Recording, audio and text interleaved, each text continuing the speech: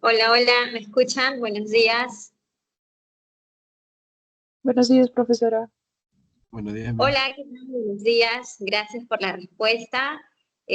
Nos reencontramos después de 2 semanas, ¿verdad? El viernes pasado no hubo clases por la celebración del Día de la Bandera. Todos los peruanos estábamos celebrando esa fecha, ¿no? Entonces ya pues no hubo clases y hoy la tenemos que recuperar y mañana también tenemos clases. Ya mañana también 9:30 se conectan, por favor. Hoy día hacemos la semana 10 y mañana hacemos la semana 11, ¿ya? ¿Cómo están, chicos? ¿Todo bien? ¿Todo tranquilo? Estudiando, me imagino. ¿Qué les digo? A ver, hoy día trabajamos Historia Universal, ¿ya? Y mañana ya Historia del Perú, ¿ya? Para ya emparejarnos. Bueno, si no hay nada que decir, no veo ningún saludo. ¿Ah? ¿Qué pasó con los saludos? ¿Qué pasó con los buenos días en el chat? 2 semanas nos dejamos de ver y ya no se acuerdan de mí. A ver, voy a comenzar a compartir la pantalla. Espérense. Espérense, la pantalla. Mi celular es más rápido que mi laptop. Ya. ¿Cómo están? Por ahí parece que Carlos Andrés saluda. Entonces, ¿cómo estás, Carlos? ¿Cómo te va? Uy, esto acá después, de la película después. A ver. Ya, ahí está, ya está apareciendo. Ya. Bien, entonces mientras ustedes pierden la timidez, que están un poco ahí, no sé, calladitos, ya ha pasado mucho tiempo, nosotros vamos empezando en la clase. Ya, cualquier cosa ahí me avisan, escriben, preguntan, comentan. Y ¿qué les iba a decir? Ya, bueno, sé. Vamos a empezar, ¿ya? Semana 10, desde la ilustración hasta la restauración. Vamos a ver de qué se trata esto. A ver, la ilustración, lo voy a poner en pantalla completa, ¿ya? En pantalla completa. ¿Dónde está? Esa la cosita esta.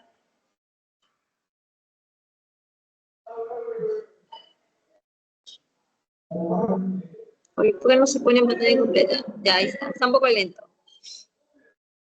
Ya, ¿qué cosa es la ilustración, chicos? La ilustración lo vamos a ver como un movimiento intelectual, ¿ya? 100% intelectual. También filosófico, también político, científico, ¿ok? Pero es 100% intelectual porque se basa en muchas ideas, ¿ya? Acá hay muchas ideas. ¿Dónde surge? En Francia, se expande a toda Europa, principalmente Europa Occidental, ¿no? Principalmente ahí. Y también llega hasta América. ¿Por qué llega a América, verdad? ¿Por qué?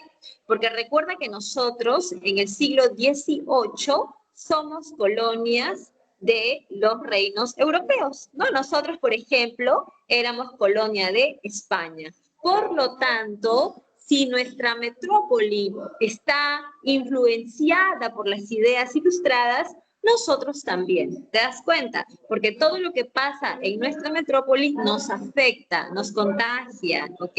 Entonces, la ilustración también llega a América porque pues acá nosotros éramos pues colonias de estos estados europeos. ¿Cuándo se da la ilustración? En el siglo XVIII, pero los orígenes están un poquito más atrás, están en Inglaterra hacia el siglo XVII. La ilustración es un movimiento que está promovido por la burguesía. Ustedes saben quiénes son los burgueses, ¿verdad? Aquel grupo social que surgió a fines de la Edad Media, que poco a poco se fue consolidando, ¿verdad? Y cuando llegamos al siglo XVIII, la burguesía busca tomar el poder político, ¿ya? Ellos quieren gobernar, pero no lo pueden hacer, ¿verdad? ¿Por qué no lo pueden hacer?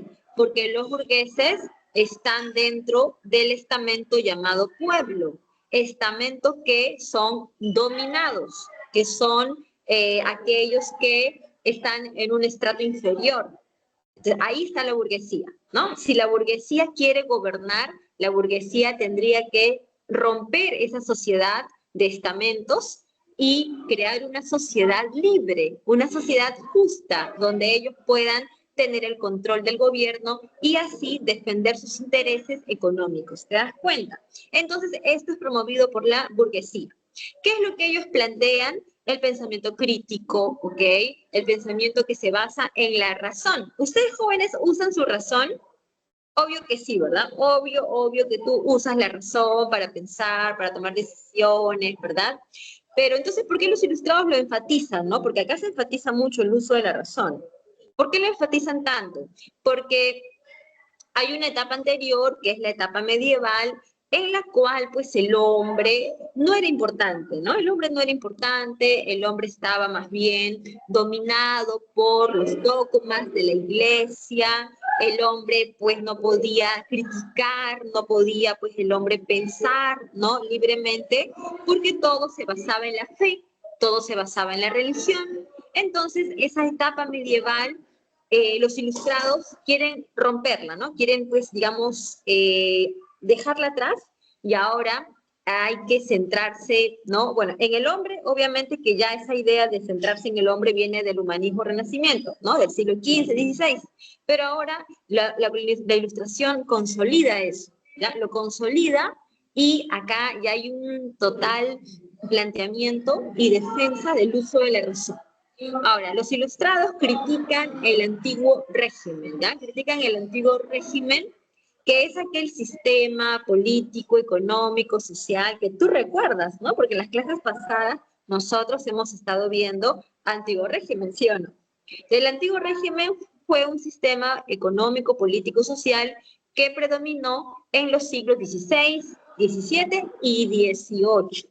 Solamente hasta el XVIII, porque en el siglo XVIII se da la Revolución Francesa, que va a traer muchos cambios, que van a poner fin al antiguo régimen.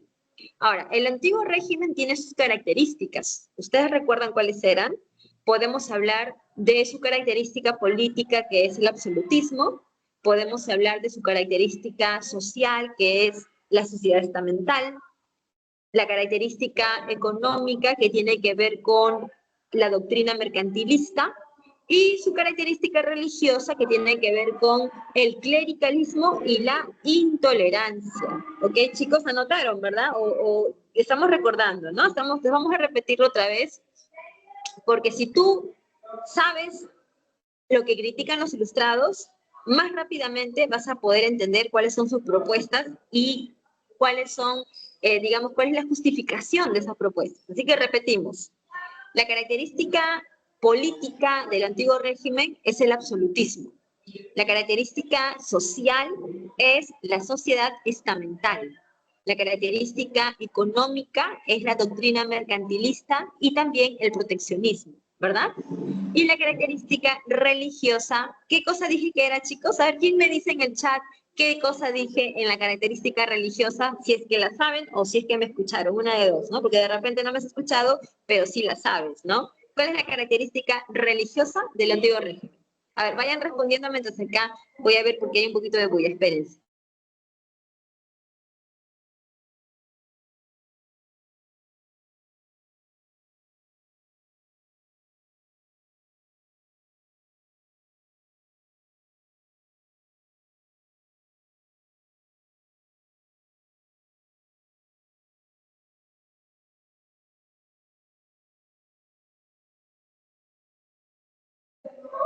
A ver, vamos a ver si hay alguna respuesta de mis chicos del aula virtual.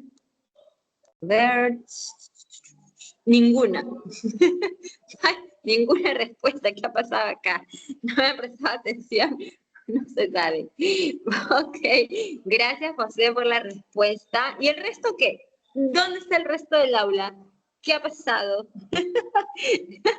Ah, chicos, me han hecho reír porque no están en onda, no están siguiendo la pista de la clase. ¿Qué pasó? A ver, el resto defiéndase. ¿Por qué no están respondiendo, atentos, colaborando, participando como niños buenos? ¿Por qué me ponen la imagen del mono? Ya, vamos a repetir, ¿ok? Vamos a repetir las cuatro, ya, vamos a repetir las cuatro características otra vez, ¿ok? Porque como les repito, si ustedes entienden bien cuáles son las críticas, van a poder entender bien cuáles son las propuestas que los ilustrados plantearon. Decíamos que el antiguo régimen fue un sistema político, económico, social que predominó en Europa entre los siglos XVI y XVII hasta el XVIII, solamente hasta ahí. Las características del antiguo régimen en lo político es el absolutismo de los reyes. ¿Recuerdas? Aquel sistema donde los reyes tenían todo el poder, ¿ya? Entonces, esa es la característica política, el absolutismo.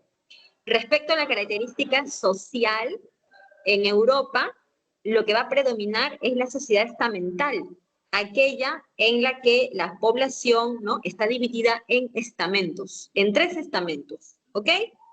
En cuanto a la característica económica, el antiguo régimen se basa en la doctrina mercantilista, la acumulación de los metales y también el proteccionismo, ¿no? Que es algo que muchos reinos europeos lo van a practicar entre los siglos XVI y XVII, ¿no? España, Francia, ¿no? Van a ser así proteccionistas con su economía. Y en el aspecto religioso, el antiguo régimen defendió el clericalismo. ¿Qué es el clericalismo? Es la intromisión de la iglesia en los asuntos de la vida terrenal del hombre, sobre todo en lo político. O sea, en pocas palabras, es cuando la iglesia se mete en el gobierno, cuando la iglesia quiere estar por encima del poder del rey. ¿Ok? Entonces, sí, ¿qué pasó? Vi una manito levantada. Miss, ¿puede volver a repetir qué es absolutismo? Claro, el absolutismo es una forma de gobierno que se basa en la presencia de un monarca, ¿no?, de un rey que tiene todos los poderes, poder ejecutivo, poder judicial y poder legislativo, ¿no? Tiene todos los poderes y eso tiene sus principios, ¿no? El principio del centralismo, el principio del providencialismo y el principio del regalismo, ¿no? Son los 3 principios que justifican, que defienden, ¿no?, el poder de ese monarca absoluto. El centralismo defiende que el rey tenga los 3 poderes en su persona. El providencialismo defiende la idea de que el poder del rey viene de Dios. Y el regalismo defiende la idea de que el rey tiene que tener más poder que la Iglesia Católica, ¿no? Que el rey tiene que estar por encima de la Iglesia Católica. Entonces, esos 3 principios son los que van a defender el gobierno absolutista que predominó en Europa durante el antiguo régimen. Cuando llega la Ilustración en el siglo XVIII, todo eso va a cambiar, porque va a ser criticado, porque Rousseau, Montesquieu, ¿no?, todos estos ilustrados van a decir que ese tipo de gobierno está incorrecto, no sirve. ¿Por qué no sirve? Porque genera la infelicidad del hombre, genera lo peor en el hombre. Ahí viene esta teoría del buen salvaje. ¿Por qué el hombre se vuelve salvaje? ¿Por qué el hombre, siendo un ser que nació indefenso, ingenuo, inocente y bueno, por qué el hombre se corrompe? ¿No? ¿Por qué se vuelve malo? Porque vive en una sociedad donde hay desigualdad, porque vive en una sociedad donde no es feliz y porque vive bajo un gobierno que no ha elegido. Mientras tú vivas en una sociedad y bajo un gobierno que tú no elegiste, tú vas a ser infeliz, vas a ser un salvaje. Si tú quieres lo contrario, tú quieres ser feliz, ¿no?, y quieres civilizarte, tú tendrías que vivir bajo un gobierno que tú has elegido, que tú estás de acuerdo. ¿Te das cuenta? Entonces, los ilustrados critican el absolutismo. Es lo que más critican, ¿ya? Lo que más critican es el absolutismo. También critican la sociedad estamental porque divide a la gente y las, digamos que, diferencia en una situación de desigualdad, ¿no? Porque tú sabes que la nobleza y el clero eran estamentos privilegiados y el pueblo era un estamento no privilegiado. Entonces, eso también lo critican, lo quieren acabar, lo quieren derrumbar. La economía mercantilista también la critican. Ahí aparece la doctrina clásica de Adam Smith, que dice que la clave para producir riqueza no es acumular plata y oro. Eso no es la esencia, eso no es, digamos que la fórmula. La fórmula para producir riqueza es el trabajo. Y los de la escuela fisiocrática dicen que no es el trabajo. Lo que produce riqueza es la tierra. Pero ya sea la tierra o ya sea el trabajo, están criticando la idea mercantilista, ¿no? Que ya va a quedar atrás, que ya va a ser obsoleta cuando llega la Ilustración. Y en cuanto a lo religioso, los ilustrados critican el clericalismo, porque los ilustrados dicen que la iglesia no se debe meter en los asuntos del gobierno. La iglesia debe estar en sus asuntos, que son la misa, actos pues protocolares, religiosos, ¿no? La salvación de las almas. Ahí tiene que estar la iglesia, no en la vida terrenal del hombre, que tiene que ver con la economía, con la política. Ahí no tiene que meterse la iglesia. Además, los ilustrados también critican la intolerancia. Y ustedes saben que la intolerancia fue algo que surgió con la reforma que hizo Lutero, ¿verdad? Recuerden que en el siglo XVI Martín Lutero impulsó la reforma en Alemania, la cual tuvo éxito, ¿no? Tuvo éxito con la paz de Augsburgo. Y a partir de ahí, cada reino podía crear su iglesia, ¿no? Diferente a la católica. Y eso generó intolerancia. ¿Qué significa intolerancia? Que en Europa la gente comenzaba a enfrentarse defendiendo su religión, ¿no? Los católicos contra los protestantes, los presbiterianos contra los anglicanos, los puritanos contra los calvinistas, y era todo un enfrentamiento y guerras a causa de la religión, y eso es producto de la intolerancia, que los ilustrados también lo critican, también lo van a criticar. Ahora, solamente una cosa para que no te confundas. Los ilustrados no son ateos, ellos no están en contra de la religión, eso no vayas a pensarlo así. Ellos sí creen en Dios, ellos sí creen en la religión, pero con dos cosas.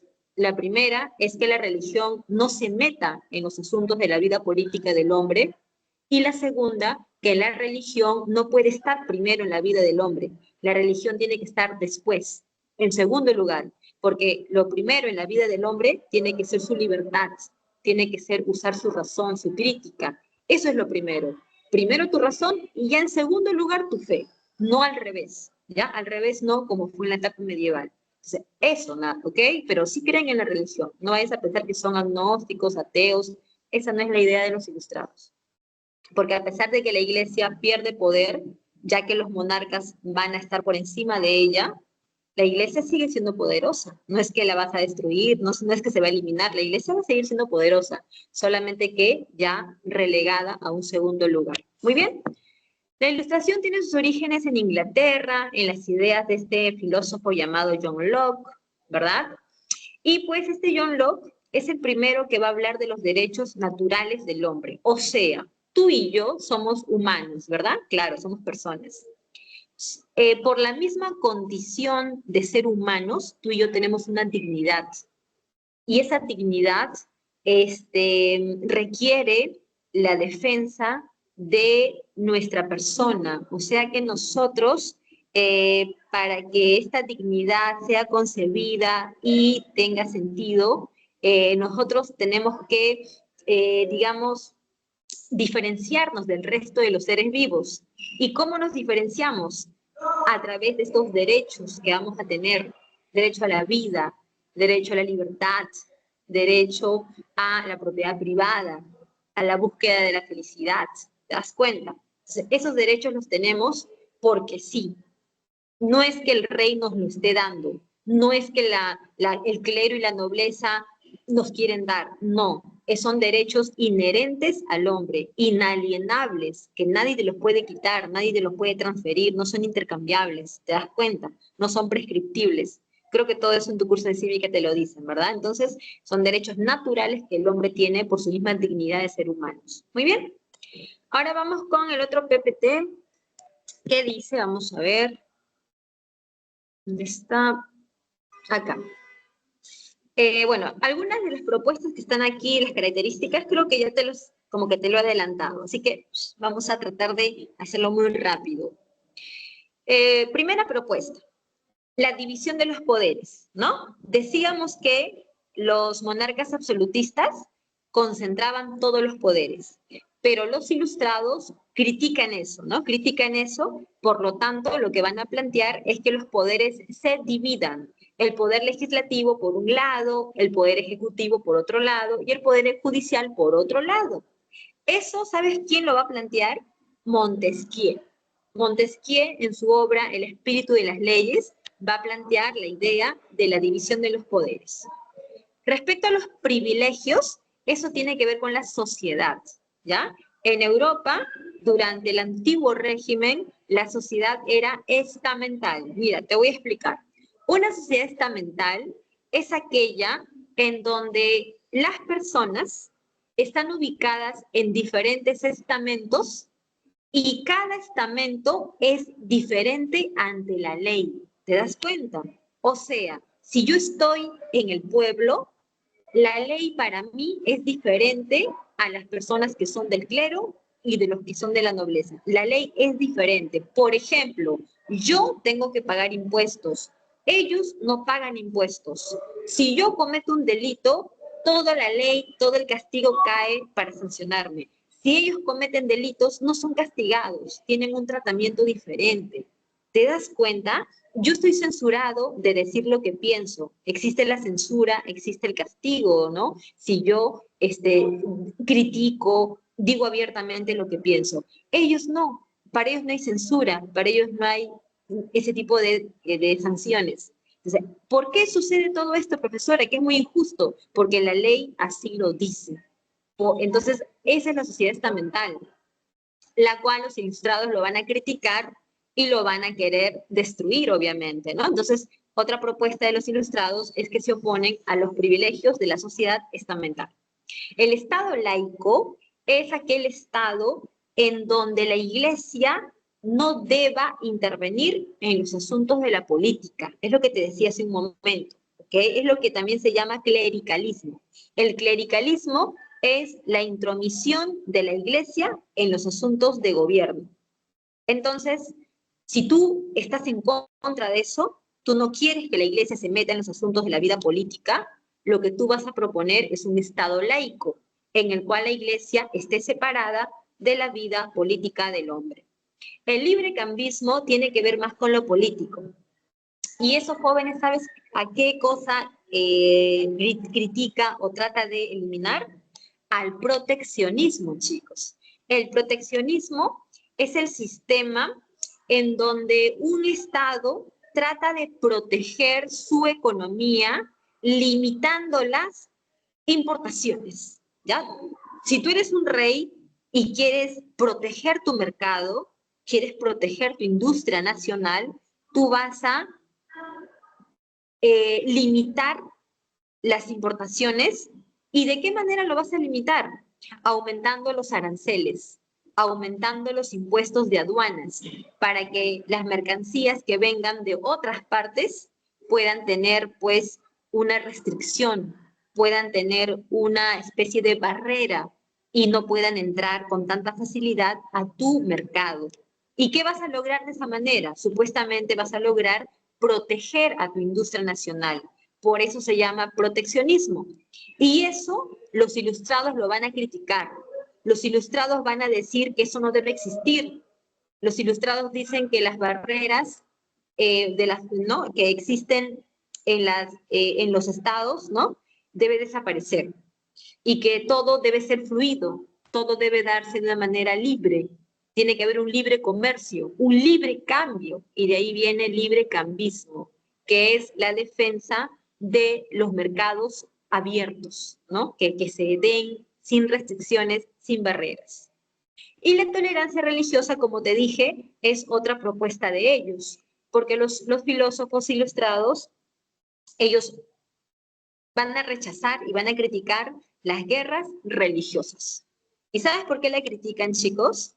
Porque a los burgueses no les convienen las guerras, ¿no? No les conviene en el sentido de que cuando hay una guerra y religiosa, imagínate, pues muchas vidas se pierden, muchos gastos, los negocios se paralizan, ¿no? Porque tú sabes, cuando hay una guerra, la economía no es igual, ¿no? La economía se paraliza. Entonces, si tú eres un comerciante Si tú eres un negociante que vives de tus, ¿no?, industrias, que vives de tus rentas, ¿a ti te conviene que haya una guerra? No te conviene, ¿sí o no? Entonces tú como burgués vas a estar en contra de las guerras religiosas, porque a ti económicamente no te favorecen. Por eso que ellos dicen tolerancia religiosa, que no hayan guerras. En cuanto a lo filosófico, como característica tenemos que debe primar la razón, ¿ya? Eso ya te lo expliqué, tú ya sabes, ¿verdad? ¿Por qué dicen que prime la razón? Porque antes, en la etapa medieval, el hombre no usaba su razón, porque todo se basaba en la fe, ¿ok? En la fe. Ahora el hombre dice, ahora los ilustrados dicen que no, que lo primero debe ser la razón y ya después tu fe, después tu fe. Libre pensamiento, ¿no? Para que tú puedas pensar sin que te digan qué es lo que tienes que pensar. Y eso, jóvenes, es otra cosa que nos lleva a la edad medieval. En la edad medieval, el hombre no podía pensar libremente, porque la iglesia te decía qué tenías que pensar. Por ejemplo, si la iglesia te decía que la Virgen María era una santa, tú tenías que creerlo y ya. Tú no podías decir, no, pero ¿por qué va a ser santa si es una mujer de carne y hueso? ¿No? Tú no podías decir eso, no podías pensar libremente, porque tenías que obedecer lo que la iglesia te decía. Por eso que los ilustrados, ¿no?, dicen que el hombre tiene que tener un libre pensamiento y tiene que tener una crítica contra las cosas. ¿Por qué el hombre tiene que criticar las cosas? Porque esas cosas que hay en la sociedad son defectuosas, son cosas que hay que cambiarlas porque están mal, ¿no? Entonces, los ilustrados defienden mucho la idea de la crítica, porque solamente a través de la crítica tú vas a poder encontrar los defectos que existen en la sociedad, ¿no? Todos los males, y de esa manera vas a buscar cambiarlos por cosas que sean mejores. ¿El conocimiento, jóvenes, tiene utilidad, sí o no? Lo que tú conozcas sirve para algo. Si tú me dices, por ejemplo, profesora, yo he inventado una nueva receta de un postre que no contiene nada de azúcar, pero que también es dulce y es muy saludable. Ese conocimiento que tú has adquirido, has inventado, es útil para el hombre, porque puede servir para la gente que no quiere consumir azúcar por un tema de salud. Si tú me dices, profesora, yo he inventado un hardware, ¿no? Esas cosas, programas que ahora van a facilitar la parte, ¿no? De cómo buscar en línea, ¿no? Entonces, ese conocimiento que tú estás desarrollando es útil para el hombre, porque sirven para mejorar nuestra vida. Entonces, los filósofos creen totalmente en eso, que el conocimiento tiene una utilidad y hay que valorar ese conocimiento. ¿Y sabes por qué dicen eso? Porque en la Edad Media no hubo desarrollo de conocimiento. En la Edad Media todo fue dogmas, dogmas y dogmas, que tú sabes que los dogmas son ideas que se basan en la fe. Entonces, los filósofos, para dejar eso atrás, ellos van a decir que el conocimiento tiene que desarrollarse porque es útil en la vida del hombre. Y además, los filósofos creen en el optimismo. El optimismo, jóvenes, es aquella idea de que todo puede mejorar en la vida. Por ejemplo, tú eres una persona muy humilde, de una familia con escasos recursos, pero tú estás convencido que con tu esfuerzo, perseverancia, vas a poder tener una profesión, quizás 2 o 3 profesiones, quién sabe, vas a poder salir adelante y convertirte en un abogado prestigioso, en un político de renombre, en un doctor muy buscado, porque tú piensas que tus condiciones de ahora pueden mejorar, puedes progresar, y ese es el optimismo, el cual los ilustrados defienden mucho, porque ellos están seguros de que las cosas que hoy están así como ahora, ¿no?, tan defectuosas y tan, ¿no?, equivocadas, en algún momento pueden cambiar para mejor. Lo contrario sería el pesimismo. Si tú conoces a una persona que te dice, nunca vas a dejar de ser pobre, nunca el país va a cambiar, las cosas siempre van a estar mal, eso es pesimismo y es una idea contraria a la ilustración. ¿Ok? Respecto a los privilegios señoriales, al gobierno absolutista, los filósofos lo critican, como ya te lo dije, ¿ya? Critican el absolutismo, critican los privilegios señoriales. ¿Por qué decimos señoriales, jóvenes? ¿Sabes por qué? Tú sabes que en la Edad Media, en la Alta Edad Media, existió un sistema llamado feudalismo, ¿te acuerdas? En el feudalismo existían los feudos y existían los señores feudales.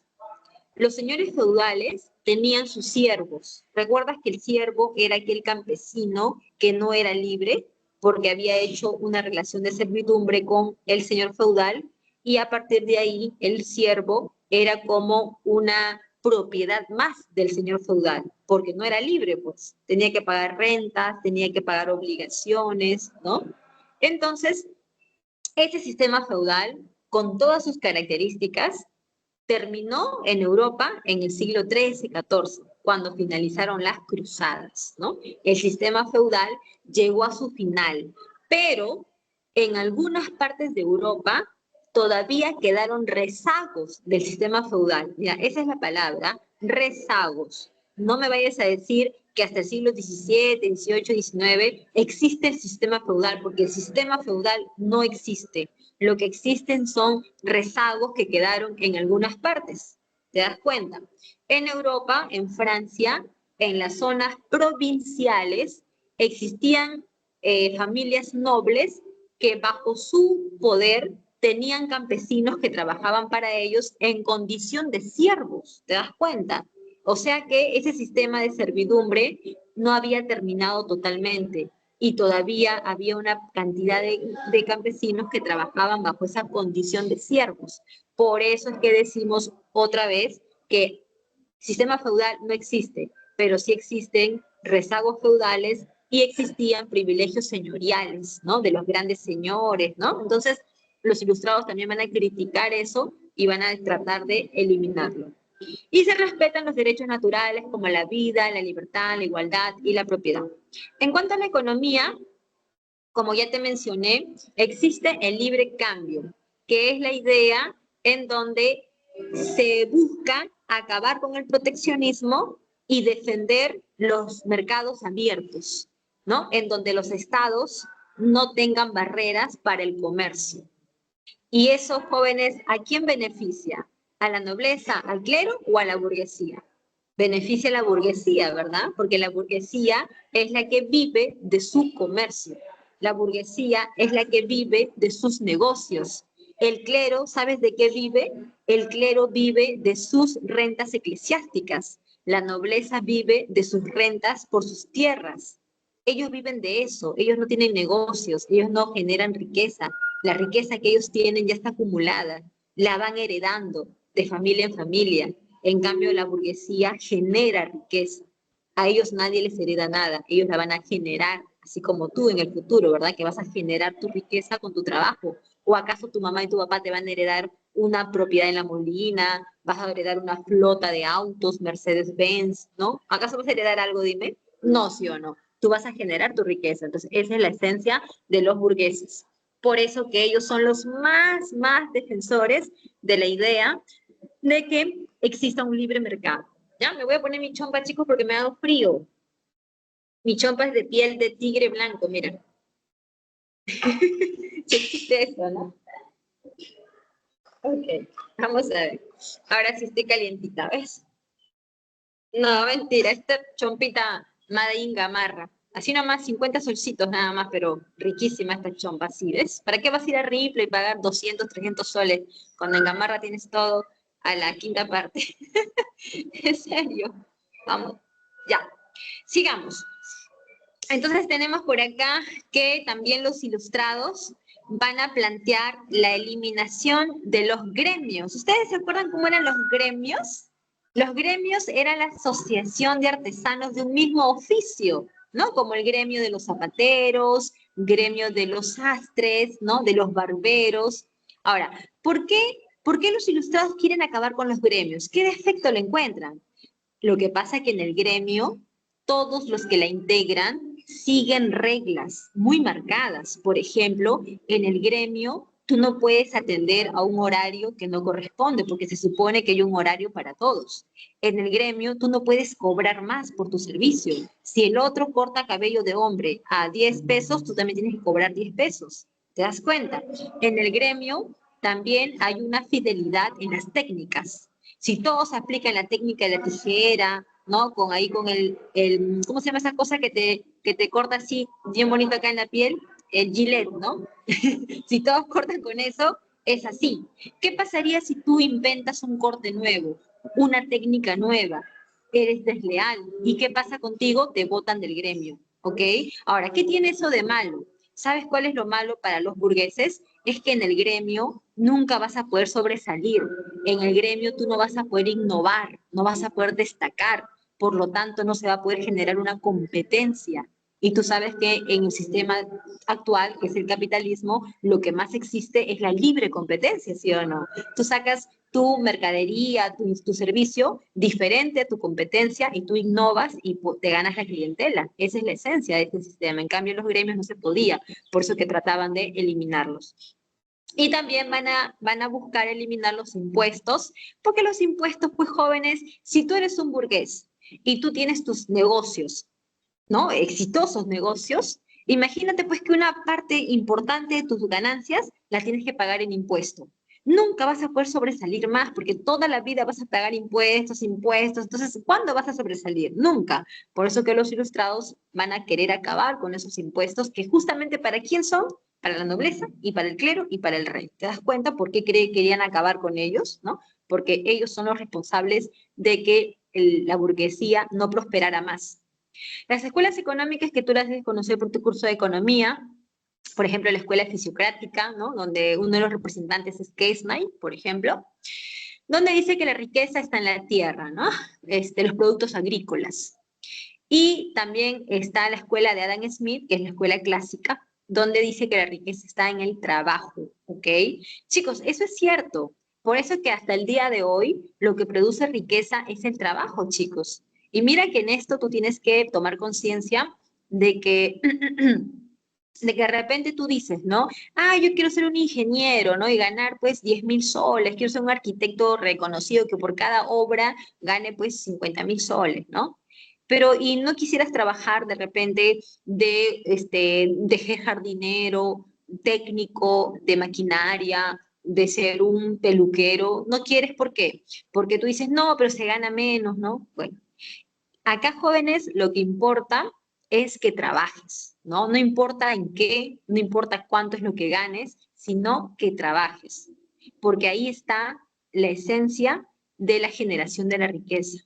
En nuestro país, por ejemplo, tenemos un gran alto índice de desempleo y subempleo, por lo cual cuando llegamos a fin de año y se hace la medición del PBI, ¿no? El Producto Bruto Interno, nosotros salimos con un PBI, ¿no? Bajo, ¿sí o no? Si nos comparas con otros países, nuestro PBI es muy bajo. ¿Y por qué es muy bajo? Porque el desempleo que existe, o sea, porque la gente no trabaja. Si la gente trabajara en cualquier cosa, ¿ok? Y no estuvieran ahí robando, ni estuvieran ahí de ociosos, ¿no? Sin hacer nada, pues obviamente había más producción nacional y el PBI sería mucho más alto, ¿no? Entonces, esa es una de las respuestas de por qué somos un país pobre, ¿no? Bien, chicos, entonces dejamos esta parte, ya los representantes Voltaire, Rousseau, Montesquieu, ¿no? Ya los tienes ahí, ¿ok? Vamos a pasar con el despotismo ilustrado. La religión recuerda que los ilustrados son tolerantes porque ellos no quieren guerras, ¿ok? Ellos rechazan la intolerancia y también rechazan el clericalismo, por eso que ellos son anticlericales y defienden un Estado laico, o sea, un Estado sin presencia de la Iglesia. Y en la sociedad ellos pues van a buscar la igualdad entre los hombres y para eso van a tener que acabar con la sociedad estamental que se basaba en los privilegios de la nobleza y el clero. Y como te decía también, la doctrina del buen salvaje es aquella que dice que mientras tú vivas en una sociedad donde tú no eres feliz porque de repente eres subordinado, porque eres alguien que estás en un estrato inferior, ¿no? Tú vas a ser siempre infeliz y vas a sacar lo peor de ti, ¿no? La maldad, la envidia. Pero si tú vives en una sociedad que tú sí te sientes bien porque no eres subordinado, ni dominado, ni explotado, entonces tú vas a poder sacar lo mejor de ti y ya no va a haber, ya no va a salir a relucir ese salvajismo que hay en ti. La enciclopedia fue aquel texto, diccionario, que circuló, así es, el hombre nace bueno y la sociedad lo corrompe, ¿no? Eso, cuando he preguntado siempre, la mayoría tiene esa respuesta, ¿no? Que dicen que sí, tienen razón, ¿no? Nos hacemos buenos, pero la sociedad nos enseña a ser malos, nos enseña la envidia, la mentira, la traición, la corrupción, ¿no? Es así, bueno. Entonces, la enciclopedia se va a difundir, ¿no? Por Europa, llevando las ideas de la Ilustración. Es un libro donde se va a sintetizar todo el pensamiento humano, y pues va a tener como directores, ¿no? A estos personajes intelectuales, Diderot y D'Alembert, y participaron también muchos otros personajes de la época, ¿no? Los mismos filósofos, ¿no? Que hemos estado ahí mencionando, también participaron en ella, y muchos más. Bien, ya, el despotismo ilustrado es bien pequeñito. El despotismo ilustrado es un, digamos, un sistema, ¿no? O una forma de gobierno en donde los reyes de Europa, ya, mira, creo que, a ver, no sé si la galería por acá nos la han puesto completa, vamos a ver. Bueno, ahí está, mira, ahí está la galería de estos reyes. Algunos de ellos tú los debes conocer. Por ejemplo, de esta galería, ¿no? De esta galería, imagino que el que tú más conoces, recontra conocido para ti, es Carlos III, ¿sí o no? ¿Por qué es conocido para ti? Porque fue tu rey, ¿no? Fue nuestro rey allá en el siglo XVIII, cuando nosotros éramos colonia de España. Por lo tanto, es uno de los reyes de esta galería que nosotros conocemos más. También está María Teresa de Austria. Ella es la emperatriz María Teresa, mamá de la reina de Francia, María Antonieta. ¿Ok? De ella vamos a hablar ahora un poquito más adelante. Ahí también, por ahí tiene que estar su hijo. Esta vez no han puesto la imagen de José II, que fue su hijo, el cual fue el que dio estas frases de que todo para el pueblo, pero sin el pueblo, ¿no? Él fue el creador de esa frase. Por ahí está Catalina la Grande, ¿no? De Rusia. Y Federico II el Grande de Prusia. ¿Ya? Estos son los reyes ilustrados. ¿Qué significa ser un rey ilustrado? Significa que si yo, como reina, ¿ok? Yo soy una reina y yo veo que en mi reino hay muchos problemas y mi reino está obsoleto, ¿no? Está pues basado en concepciones teóricas pasadas. ¿Y por qué siento que está obsoleto? Porque ahorita, ¿no? Lo actual son las ideas ilustradas. Son ideas que ahorita todo el mundo las habla, todos las comentan. Y esas ideas quieren cambios, ¿no? Son ideas que buscan cambios. Entonces yo, inteligentemente, voy a tomar la decisión de hacer esos cambios en mi reino. Estos cambios que yo voy a hacer en mi reino tiene dos objetivos. El primer objetivo es modernizar mi reino, mejorar la administración de mi reino para que mi reinado sea el mejor, para que yo como reina quede pues como la mejor que existe, ¿no? A nivel de Europa, tener una supremacía, una hegemonía en mi reinado. Y además, con estas medidas, cambios que yo voy a dar, voy a impedir que el pueblo se rebele contra mí. ¿Y sabes por qué digo esto o por qué sospecho esto? Porque ese pueblo vive descontento, porque pasan hambre, porque son silenciados, ¿no? Porque no tienen mayor libertad. Entonces, yo sé que ese pueblo vive descontento. Y ahora con las ideas ilustradas, ese pueblo debe estar ahí, pues, ¿no? Reflexionando, analizando los errores, los problemas, y en algún momento ese pueblo puede venir contra mí, ese pueblo puede rebelarse contra mí. Entonces yo, para evitar eso, inteligentemente, mejor voy a promover cambios. A ese pueblo le voy a dar cosas que quieren y de esa manera los voy a mantener tranquilos, los voy a mantener, digamos que, más conformes. Y voy a evitar en el futuro una rebelión, revolución contra mi gobierno. Eso es lo que yo busco. Hacer cambios y reformas basados en las ideas ilustradas, que son las que están de moda, ¿ok? Para modernizar mi reino y para impedir cualquier intento revolucionario que pueda poner en peligro mi poder. ¿Ya? Entonces, es así. Las reformas que voy a aplicar, yo las voy a elegir. No voy a tomar en cuenta lo que el pueblo quiere o lo que no quiere, sino que yo lo voy a elegir a mi conveniencia. Ahí en la Ilustración hay ideas políticas, hay ideas económicas, sociales, ¿no? Religiosas, ¿no? Yo solamente voy a tomar las que me convienen. ¿Y sabes de todas las ideas cuál es la que no me conviene para nada? A ver, chicos, ustedes díganme, de todas las ideas ilustradas que se han hablado hasta ahora, ¿cuál de ellas es la que a los reyes de Europa no les conviene para nada? Bueno, hay varias que no les convienen, pero digamos, ¿cuál es la principal que a ellos no les conviene que se dé? ¿Ustedes La podrían división de, adivinar la cual? la división de poderes. Sí, estás dentro de la respuesta. Ya estás dentro de la respuesta, ¿por qué? Lo que los reyes ilustrados, ¿no? No les conviene, ¿sabes cuál es? La libertad política, chicos. ¿Entiendes, verdad? La libertad política. La libertad política es aquella libertad en la que tú vas a poder elegir libremente a tu gobernante. ¿Te das cuenta? Y ellos son reyes absolutistas. ¿Qué significa? Que a ellos nadie los ha elegido. A ellos ellos han obtenido el cargo por herencia y porque además ese poder se basa en un derecho divino, porque se supone que Dios los ha elegido a ellos. Si tú como rey planteas la libertad política, sería ir contra ti mismo, porque al darles al pueblo la libertad para elegir a su gobernante, ellos te van a sacar del poder a ti y van a buscar elegir a otro gobernante y otro sistema de gobierno también, obviamente. Por lo tanto, lo que los reyes ilustrados nunca jamás van a aplicar en sus gobiernos son cambios políticos, cambios, ¿no?, relacionados al poder político. Lo que sí van a aplicar son reformas más relacionados a la economía, a lo judicial, a lo educativo, ¿no? Obras también públicas, muchas obras públicas, ¿ok? Y hasta el tema de la burocracia, ¿no? La burocracia también lo van a modernizar, ¿no? Pero como te repito, todo eso, ¿no? Para darle al pueblo, digamos, cierto, no sé, distensión, ¿no? Ciertas mejoras, pero en lo más importante que fue lo político, ¿no? La libertad política, esa nunca se la dieron. Muy bien.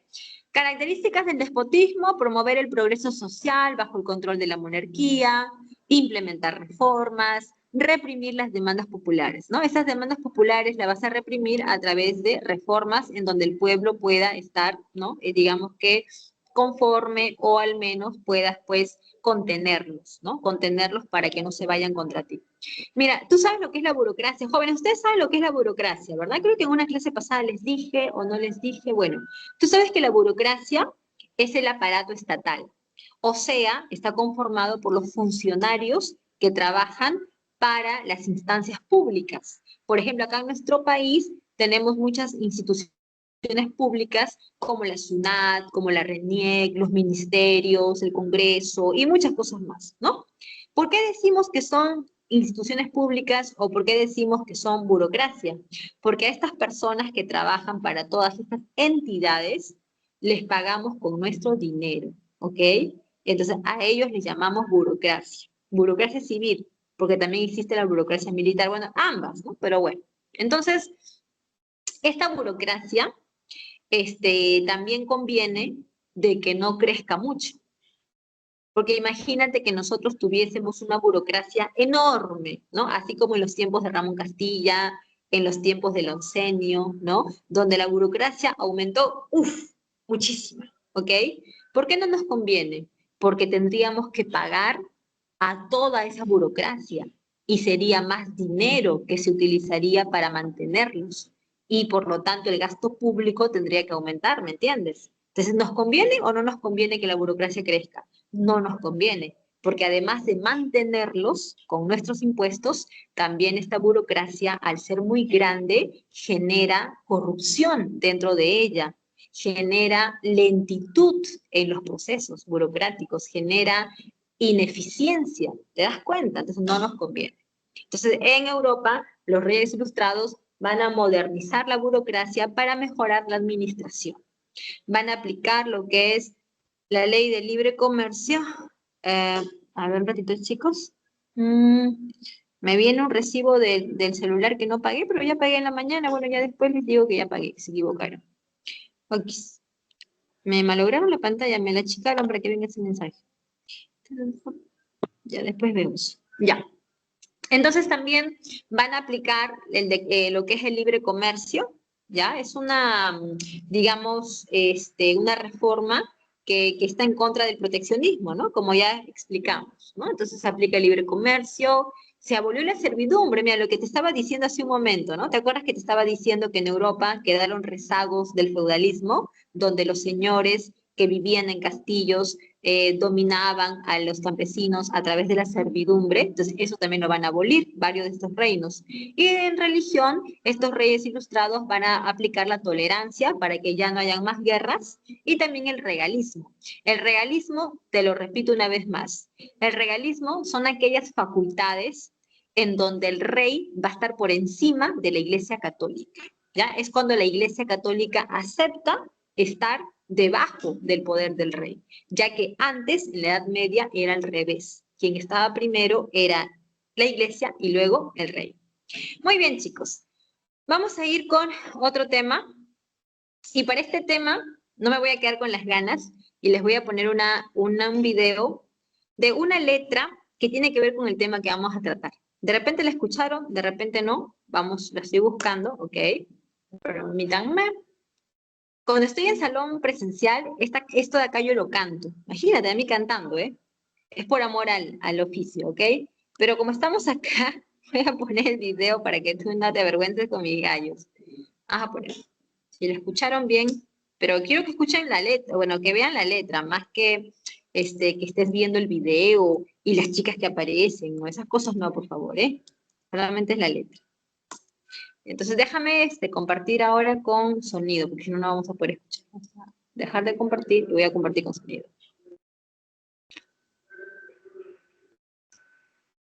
Compartir con audio y ventana. ¿Está? Ya.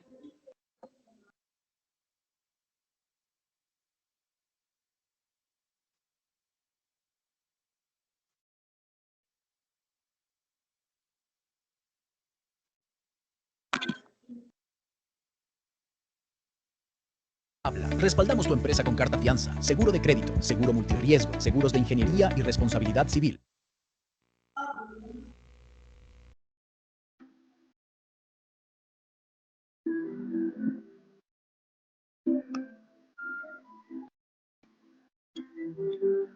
Ya chicos, ya lo paré ahí nada más porque ya escuchamos lo importante. Y en el video te dije, ¿no? Que prestes atención a la letra y no vayas a estar mirando las imágenes de las chicas, te dije, ¿no? Para que no te vayas a distraer. Ya me ha pasado antes, ¿ok? Con los chicos de Sepreuni les puse el video y me dijeron que la letra no le habían escuchado nada por ver a las modelos que estaban bailando ahí, ¿no? Ya les dije, mejor, ya les dije desde un principio que mejor ahí se concentran en la letra. Entonces, escucharon, ¿verdad? Escucharon. El grupo Río es un grupo peruano de rock que fue famoso en los años 90 cuando tu profesora Pilar era pues una niña todavía, o sea, tampoco soy tan vieja, ¿ok?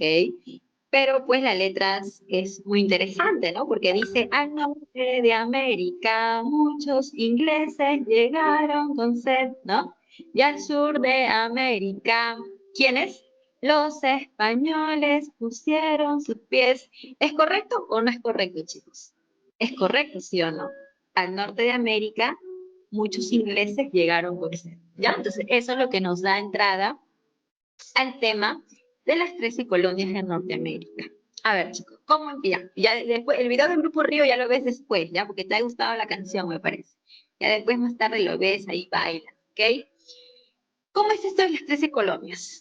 Hacia el siglo XVII, Norteamérica va a ser colonizada por migrantes europeos, principalmente ingleses, aunque no todos, ¿ah? No todos, porque, por ejemplo, ¿ok? Por ejemplo, Nueva York, ¿tú sabías que antes de llamarse Nueva York se llamó Nueva Holanda? Se llamó Nueva Holanda y después la cambiaron por Nueva York. ¿Y por qué crees que se llamó Nueva Holanda? Porque fue fundada por holandeses, ¿ok? Y entonces, que quede clara la idea de que no solamente fueron ingleses, sino que hubo migración también de otras partes. ¿Y por qué vinieron a América, sí o no? Vinieron porque en Europa la vida no era tan bonita como tú pensarías, pues actualmente sí, ¿no? Porque actualmente sabemos que Europa está considerado dentro del bloque de los países del primer mundo, pero en el siglo XVII, XVIII, cuando todavía no llegaba la revolución industrial, en Europa, pues en las zonas provinciales había mucha pobreza, ¿no? Muchas familias campesinas que necesitaban, pues, digamos, mejorar sus condiciones de vida. Y venir a América era pues una oportunidad, ¿no? De progresar, de encontrar algo nuevo, sobre todo porque Norteamérica era una extensa tierra despoblada, donde había mucha oportunidad, ¿no? Muchas, digamos que, formas de mejorar tu vida. Entonces muchas familias se animaban a venir por eso, pero además también habían las persecuciones religiosas, ¿no? En Europa estaban en todo el boom de la intolerancia, en donde las monarquías perseguían a las familias que no practicaban la religión oficial. Por ejemplo, en Inglaterra la religión oficial era el anglicanismo. ¿Qué pasa si yo y mi familia no somos anglicanos? Nosotros somos judíos o somos presbiterianos o católicos. Nos persiguen, nos quitan todo lo que tenemos y hasta nos ejecutan. Entonces, eso va a motivar que muchas familias también se vengan a Norteamérica. Cuando estas familias se vienen acá, como puedes ver en el mapa, se van a instalar en la parte de la costa atlántica, ¿no? En la parte este, formando las 13 colonias. ¿Por qué no se fueron hacia el oeste, ok, ¿no? Hacia más allá, ¿por qué no? Porque hacia el oeste estaban, pues, estos pueblos, ¿no? Indígenas, que tú los has visto en las películas de los vaqueros, o de repente no lo has visto, ¿no? Pero ustedes han escuchado hablar de esta serie que se llamaba El Gran Chaparral, o de esta serie que era Bonanza. Seguro que no, yo te entiendo, ya tú tienes ahí 15 años, tú no sabes nada, pero si le preguntas a tu abuelito, abuelito, ¿tú has visto El Gran Chaparral? Y, dijo, te va a decir, pero historias de esos, ¿ok? Un clásico, como dicen, ¿ok? Claro que sí. Pero en esas películas, esas series, te hablan, ¿no? De esos tiempos en que los migrantes europeos cuando llegaron tenían enfrentamientos con los pueblos indígenas, ¿no? De Norteamérica, porque siempre fueron enemigos, nunca se toleraron, nunca se amistaron, no como en Sudamérica, ¿no? Acá en el virreinato peruano, recuerdas que nosotros los indígenas sí éramos considerados porque se hablaba de una república de blancos y una república de indios, ¿sí o no? En cambio, en Norteamérica, los indígenas nunca fueron considerados, siempre fueron enemigos y se buscó exterminarlos, y efectivamente eso fue lo que se logró. Ahora, que sí, seguro quedaba en el Canal 2, ¿no? Hace muchos años. Muy bien, chicos. Ahora, ¿cuál es la relación de Norteamérica, ¿no? De las colonias, ¿cuál es la relación con Inglaterra? La relación era amistosa porque había mucho comercio. Los americanos vendían algodón, ¿no? Azúcar a Inglaterra. Entonces había una relación comercial muy fluida y también pues habían lazos, ¿no? De amistad, ¿no? Todo bien. ¿En qué momento eso cambia, sí o no? Porque hay un momento en que esto se rompe, ¿ok? Pero antes de ver por qué se rompe esto, recuerda que de estas colonias, las que estaban hacia el norte, ¿no? Como New Hampshire o Connecticut, ¿no? Esas colonias eran aburguesadas, porque lo que vas a encontrar ahí son más burguesas que se dedicaban al comercio, ¿no? Y también a los negocios, a las finanzas.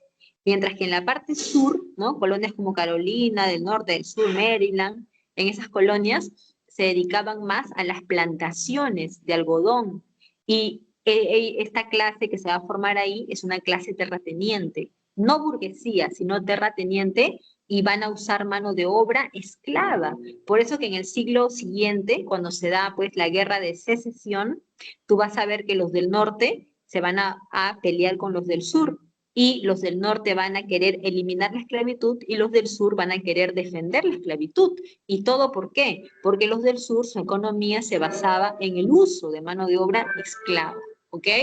Ahora sí, ¿por qué se pelearon, no? ¿O de dónde vienen los problemas con Inglaterra? Inglaterra va a tener una guerra de 7 años, ¿no? Y es la famosa guerra de los 7 años, donde Inglaterra gana, pero queda con muchas deudas.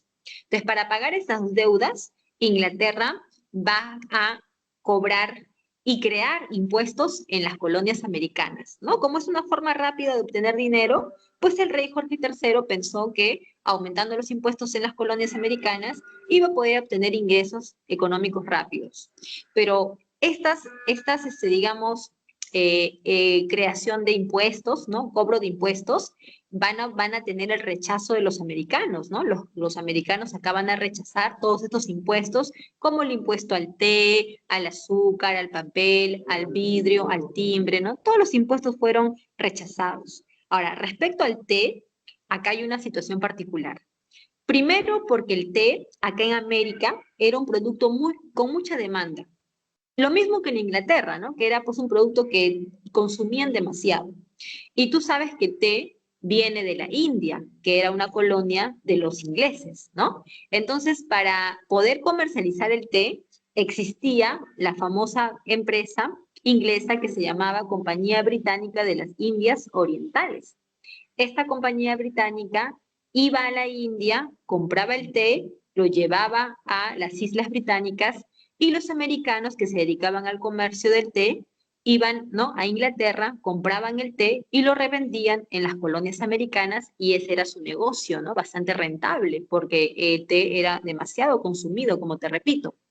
Pero cuando el rey Jorge III aumenta el impuesto del té y además restringe el comercio del té, es ahí donde los americanos ya no van a tolerarlo, pero jamás. ¿Por qué? Porque la disposición del rey establece que a partir de ahora solamente la Compañía Británica de las Indias Orientales va a poder vender el té en América y en Inglaterra. Eso significa que los americanos que se dedican a la venta del té ahora están prohibidos, ya no pueden hacerlo libremente. Esa restricción comercial es una de las principales causas que va a motivar el enojo de la clase burguesa de la parte norte de las colonias americanas. También está la falta de representación en el Parlamento inglés, ¿no? Que se entiende porque los americanos no tenían un representante en el Parlamento de Inglaterra. Están las ideas liberales, aquellas que te dicen, oye tú, ¿por qué tienes que obedecer a un rey? ¿Tú te crees el cuento de que ese rey, su poder viene de Dios? ¿A ese rey quién lo ha puesto ahí? El poder no está en él, el poder está en el pueblo, soberanía popular. Además, ¿tú por qué te dejas dominar? Si el hombre por sí mismo, por su dignidad humana, tiene derechos naturales a la libertad, ¿no? Entonces, te das cuenta de la ilustración cómo va a influir. Y por último, los abusos como la masacre de Boston, que fue un altercado que se generó por una situación pequeña que se convirtió en algo mayúsculo, ¿no? Cuando un trabajador fue maltratado, este trabajador colono fue, buscó, ¿no?, a más gente, amigos suyos, regresaron, comenzaron a tirar piedras, ¿no?, a este puesto, ¿no?, de guardia, y estos soldados salieron con armas, dispararon, hubo americanos que murieron. Entonces, toda esta masacre se considera un abuso, y efectivamente es un abuso, pues, ¿no? Porque mientras tú seas un civil y venga una persona armada que te dispare, eso es totalmente un abuso, obviamente, ¿no? Y también fue un motivo más. En 1773 se da el Boston Tea Party, o sea que es la fiesta del té en Boston, ¿no? Así lo han llamado irónicamente. Cuando los americanos que habían perdido el negocio del té se disfrazan de indios, van hasta un barco que había llegado al puerto de Boston y van a arrojar todo el cargamento de té al mar, con lo cual ese té se había perdido, ¿no? Ya se malogró. El rey de Inglaterra, Jorge III, va a reaccionar de una manera muy exagerada, ¿no? ¿Por qué? Porque a raíz de esto se va a decretar el cierre temporal del puerto de Boston, dejando en la ruina económica a todas las familias que vivían ahí y se dedicaban, ¿no? Se dedicaban, pues, ¿no?, al negocio de ahí, del comercio, ¿no? Entonces, esa es una primera medida.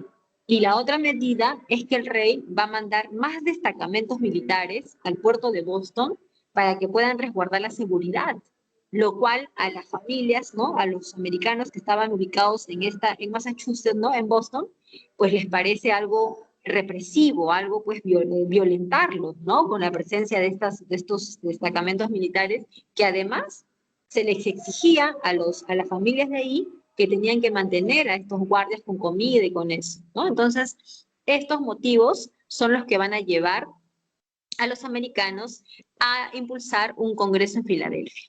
En este congreso, los americanos todavía no se declaran en guerra, pero sí obviamente expresar su rechazo, ¿ya?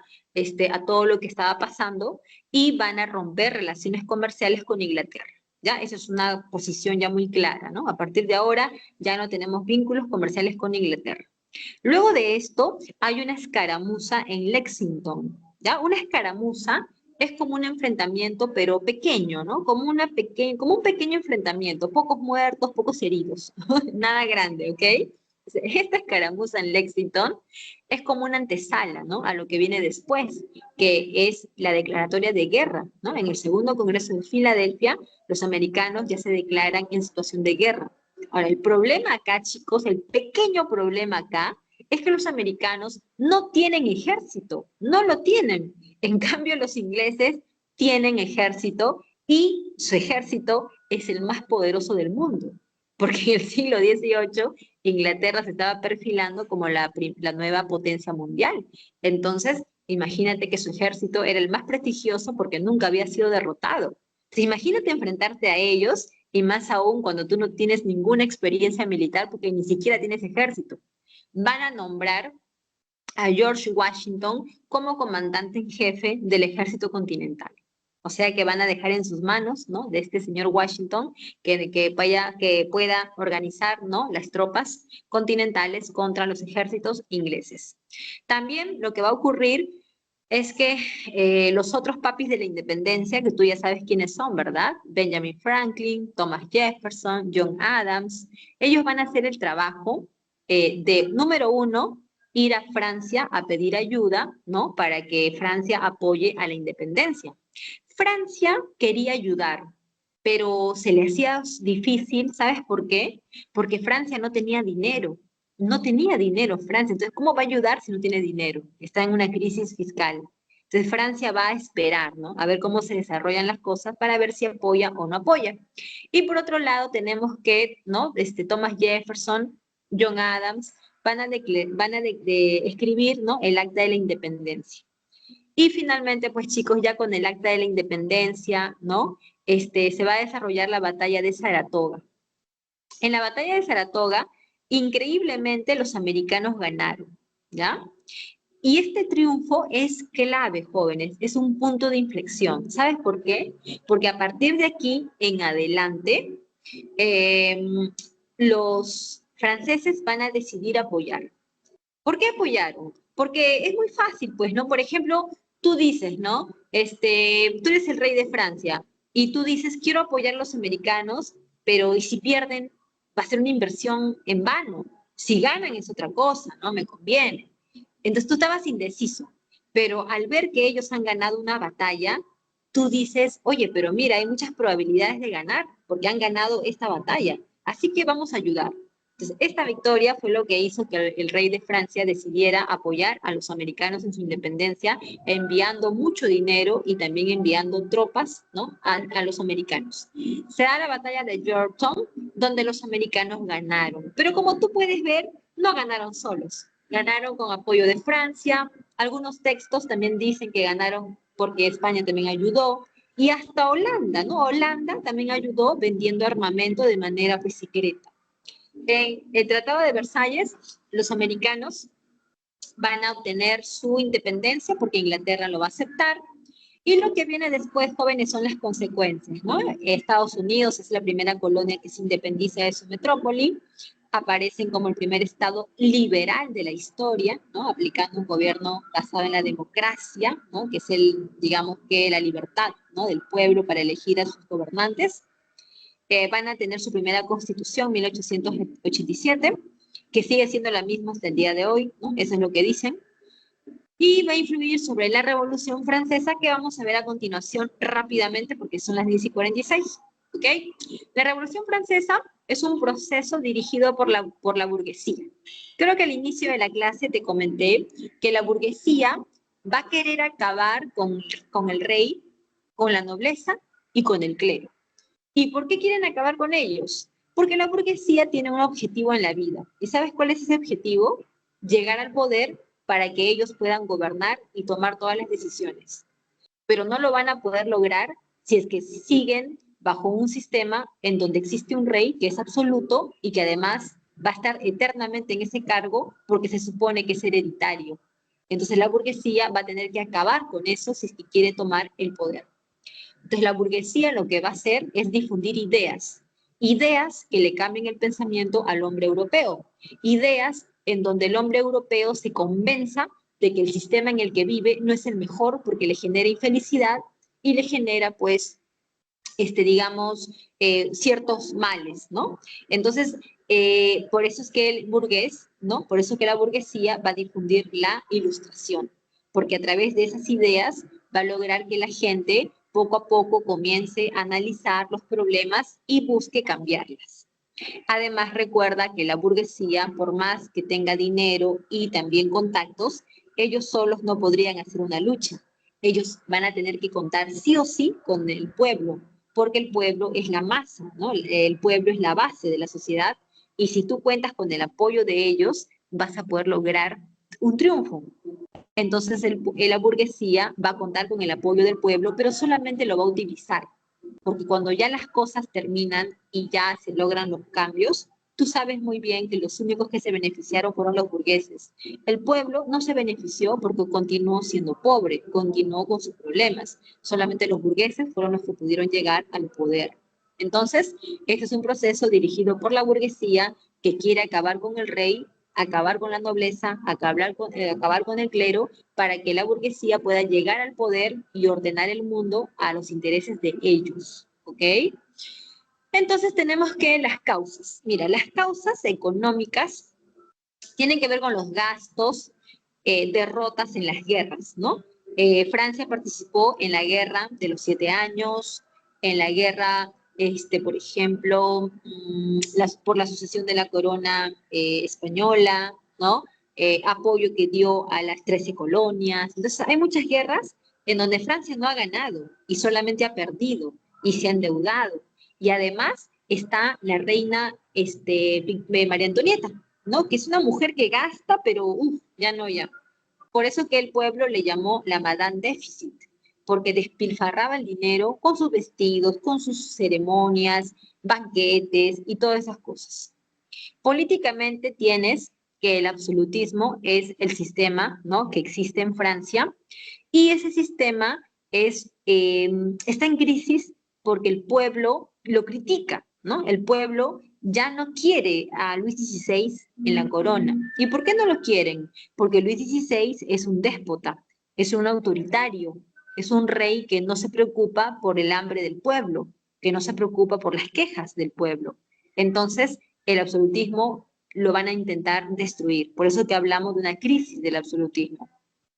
Ideológicamente tenemos la influencia de la ilustración, que tú ya sabes, ¿no? Tú ya sabes cómo la ilustración va a influenciar a través de sus ideas que hablan de la libertad, de la igualdad, de la justicia, del derecho, ¿no? Entonces, la ilustración tiene mucho que ver acá porque es la base ideológica que va a impulsar al hombre a los cambios, ¿no? A las críticas para cambiar todo el sistema que existía. Ambientalmente tenemos la crisis del trigo. Mira, joven, en Europa, a pesar de que tú admires tanto, ¿no?, Europa, que es un primer mundo, ¿no? En Europa siempre habían tiempos donde la gente pasaba hambre. ¿Por qué pasaba esto? Porque nosotros, ¿no?, acá en América, los pueblos indígenas, ¿no?, los incas, y toda esta etapa en la que nosotros éramos pues un territorio independiente, pues tú sabes que acá los antiguos peruanos lograron resolver los problemas de la falta de agua, ¿no?, de las tierras áridas. Entonces siempre nosotros lo resolvimos haciendo pozos, sistema de acueductos, canales, camellones, andenes. Nosotros resolvimos todos los problemas agrícolas. ¿Es verdad, sí o no? En cambio, en Europa, ellos nunca resolvieron nada. Ellos siempre dependían de las lluvias. Pero tú sabes que las lluvias a veces no caen, ¿no? A veces hay temporadas en que hay ausencia de lluvias. Y cuando en Europa no llovía, simplemente pues las tierras se secaban y no producían. Si las tierras no producen, en consecuencia, no hay trigo y por lo tanto no hay comida. porque los europeos, ¿no? Los franceses, por ejemplo, de lo que más, ¿no? Lo que más consumían era el pan de trigo. Tanto así que dicen, ¿no? Las estadísticas que los franceses al día se comían 1 kilo de pan aproximadamente, porque es lo que más comían. Entonces, si no hay trigo, no hay pan, no hay comida y la gente se muere de hambre. Entonces, eso siempre existió, era muy recurrente. Y un año antes de que estalle la Revolución Francesa, hubo una gran sequía que generó la famosa crisis del trigo. Y en el aspecto social, chicos, tenemos la sociedad de los estamentarios. En la sociedad estamentaria, tú vas a tener 3 estados, ¿ya? Tienes el estado llamado nobleza, tienes el estado que se llama clero y tienes el estado que se llama pueblo. El pueblo también se le llama estado llano o también se le llama tercer estamento o tercer estado. ¿Qué pasa con estos estamentos?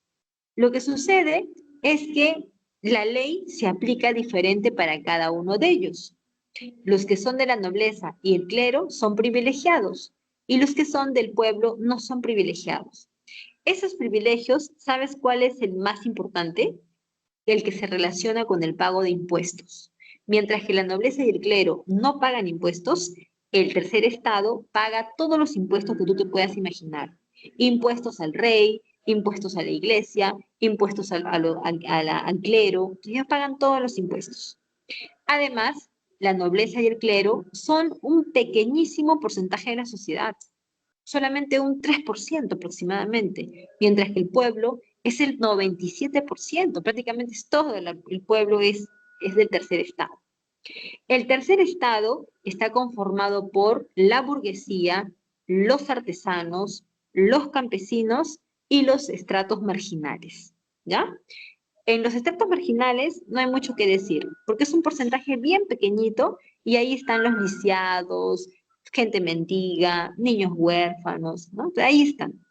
En la parte de la clase del sector campesino, bueno, están todos los campesinos, ¿no? Que se dedican a la tierra. En la parte de los artesanos están pues aquellos artesanos de los diferentes oficios que se dedican a sus negocios, ¿no? A sus talleres. Y por parte de la burguesía, que es la que nos importa más, ellos representan un porcentaje importante del tercer estado porque ellos son aproximadamente un 15% de la sociedad. Y esta burguesía tú vas a ver que son de 2 tipos. Hay una burguesía que es alta y hay otra burguesía que es baja. La burguesía alta o alta burguesía está conformada por aquellos grandes comerciantes, grandes negociantes que tienen muchas riquezas, mientras que la pequeña burguesía está conformada por pequeños comerciantes, personas que tenían algún pequeño negocio o los profesionales, ¿ok? Ellos también son de la baja burguesía. ¿Y sabes cuál es la importancia de esta burguesía, tanto la baja como la alta? Que son personas que tienen cultura, educación, y ellos son los que plantean ideas, ellos son los que promueven los cambios, ellos son los que dirigen al pueblo a través de sus ideas ilustradas, porque ellos son intelectuales, han estudiado, cosa que los campesinos no podíamos decir que lo han hecho, porque los campesinos no tenían educación, en cambio la burguesía sí lo tenía. Y de ahí van a salir las ideas, ¿no? Para combatir el absolutismo de Francia. Chicos, antes que empecemos a hablar de ahí voy a tener también voy a poner un estrato pequeño de la película María Antonieta, que les voy a recomendar que lo vean más tarde, ¿ok? La película María Antonieta. Sí, yo también, Viviana, yo también quisiera saber los detalles así más exhaustivos para ver cómo los americanos ganaron. Bueno, la batalla de Saratoga dicen que fue muy sorpresiva, ¿no? Una estrategia que hicieron y fue sorprendente. Y ya después la batalla de Yorktown, eso sí fue con apoyo de Francia, con apoyo de España, con apoyo de Holanda, entonces ya es más entendible, ¿no? Porque más que una guerra americana, parece una guerra europea, ¿no? Pero bueno, ya ahí está un poco la respuesta de por qué los americanos ganaron al ejército inglés que era tan poderoso, pues, ¿no? Es algo también increíble, ¿no? Vamos a ver un pequeño extracto, unos 3, 4 minutos de la película María Antonieta para que ustedes después también lo puedan ver, ¿ya? Vamos a ver. Es muy buena la película, bueno, a mí cuando la vi me gustó bastante.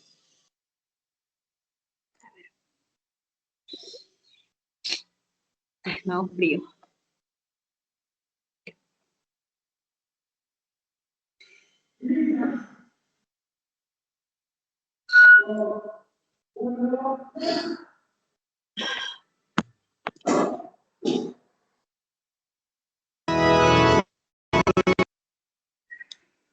Muy bien, chicos, ya está. ¿Y lo lograron? No lo lograron. No lo lograron. El que ha visto la película sabe que no lo lograron. No pudieron. Vamos a compartir otra vez. ¿Han visto la película, chicos, o no la han visto? Porque si no la han visto, más tarde, ¿ya? Está en YouTube. En YouTube está. Así que no te cuesta nada. No tienes que tener Netflix. Ya, entonces continuemos, chicos. Ya la película queda para que tú la puedas ver después, ¿no? Para que puedas corroborar, ¿no? Cómo eran estos despilfarros que se hacían en la corte de Versalles.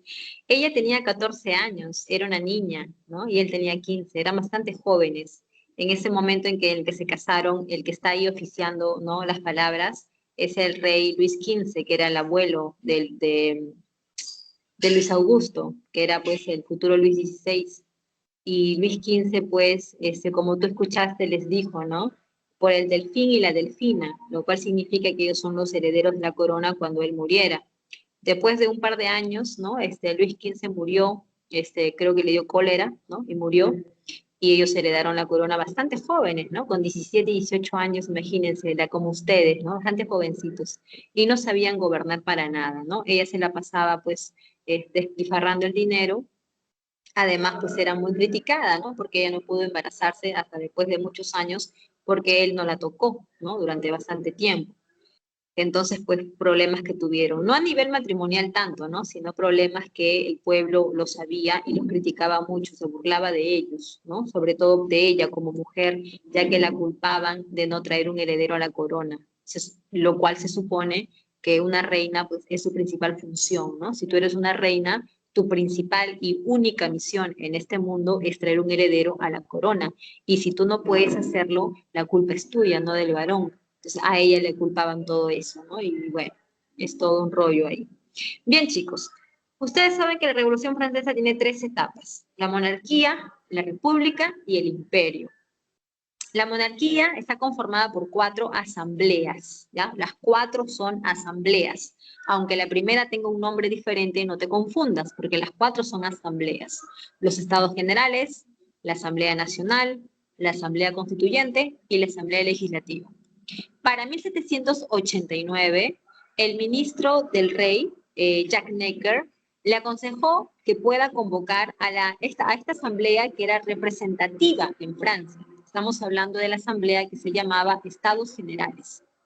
Cuando la asamblea se reúne, tú vas a ver que está conformada por representantes de los 3 estamentos, porque se supone que la ley decía eso, ¿no? Que en esa asamblea es una asamblea representativa donde tienen que participar todos los estamentos.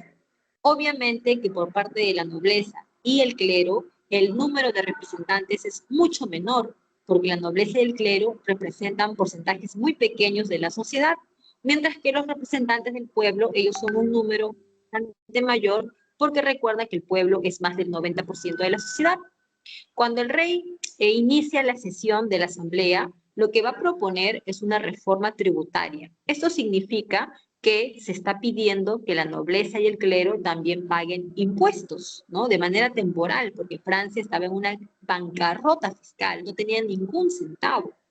Esta idea, ¿no? O esta propuesta venía del ministro Jack Necker, ¿no? Que este ministro era de corte liberal, por eso es que él estaba proponiendo esa reforma tributaria. Pero obviamente la nobleza y el clero se negaron, no quisieron, ¿no?, aceptar eso. Entonces, para que la situación sea más justa, se propone una votación. ¿Ya? Vamos a votar a ver si esto se da o no se da. Ahora, la votación también es un problema. ¿Por qué? Porque la pregunta es, ¿cómo votamos? ¿Votamos por persona o votamos por estamento?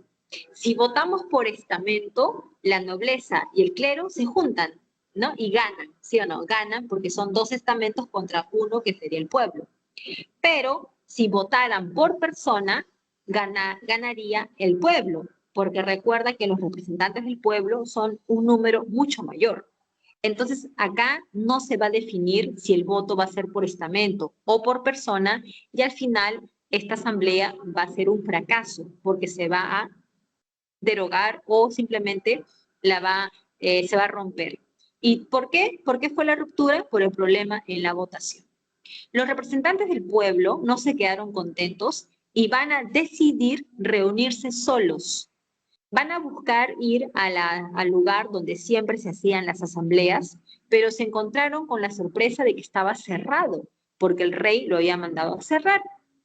Entonces los representantes del pueblo fueron a cualquier sala que estuviera abierta, y la única que estaba abierta era la sala donde los nobles jugaban un juego con pelota, que ya no importa qué juego habrá sido, ya no nos interesa en este momento, ¿ok? Pero históricamente pues lo llaman el salón del juego de la pelota. En este lugar, los representantes del pueblo van a levantar la mano derecha al estilo romano y van a hacer un juramento. ¿Sabes cuál es ese juramento?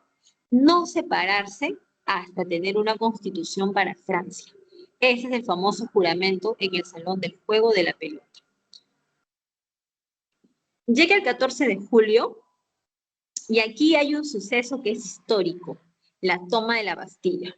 Bueno, en primer lugar, hay que enfatizar de que el pueblo estaba pues a 1 centímetro de explotar, por tanta injusticia, por la falta de libertad, por la falta de comida. El pueblo estaba, pero ya a 1 centímetro ya de irse a la revolución.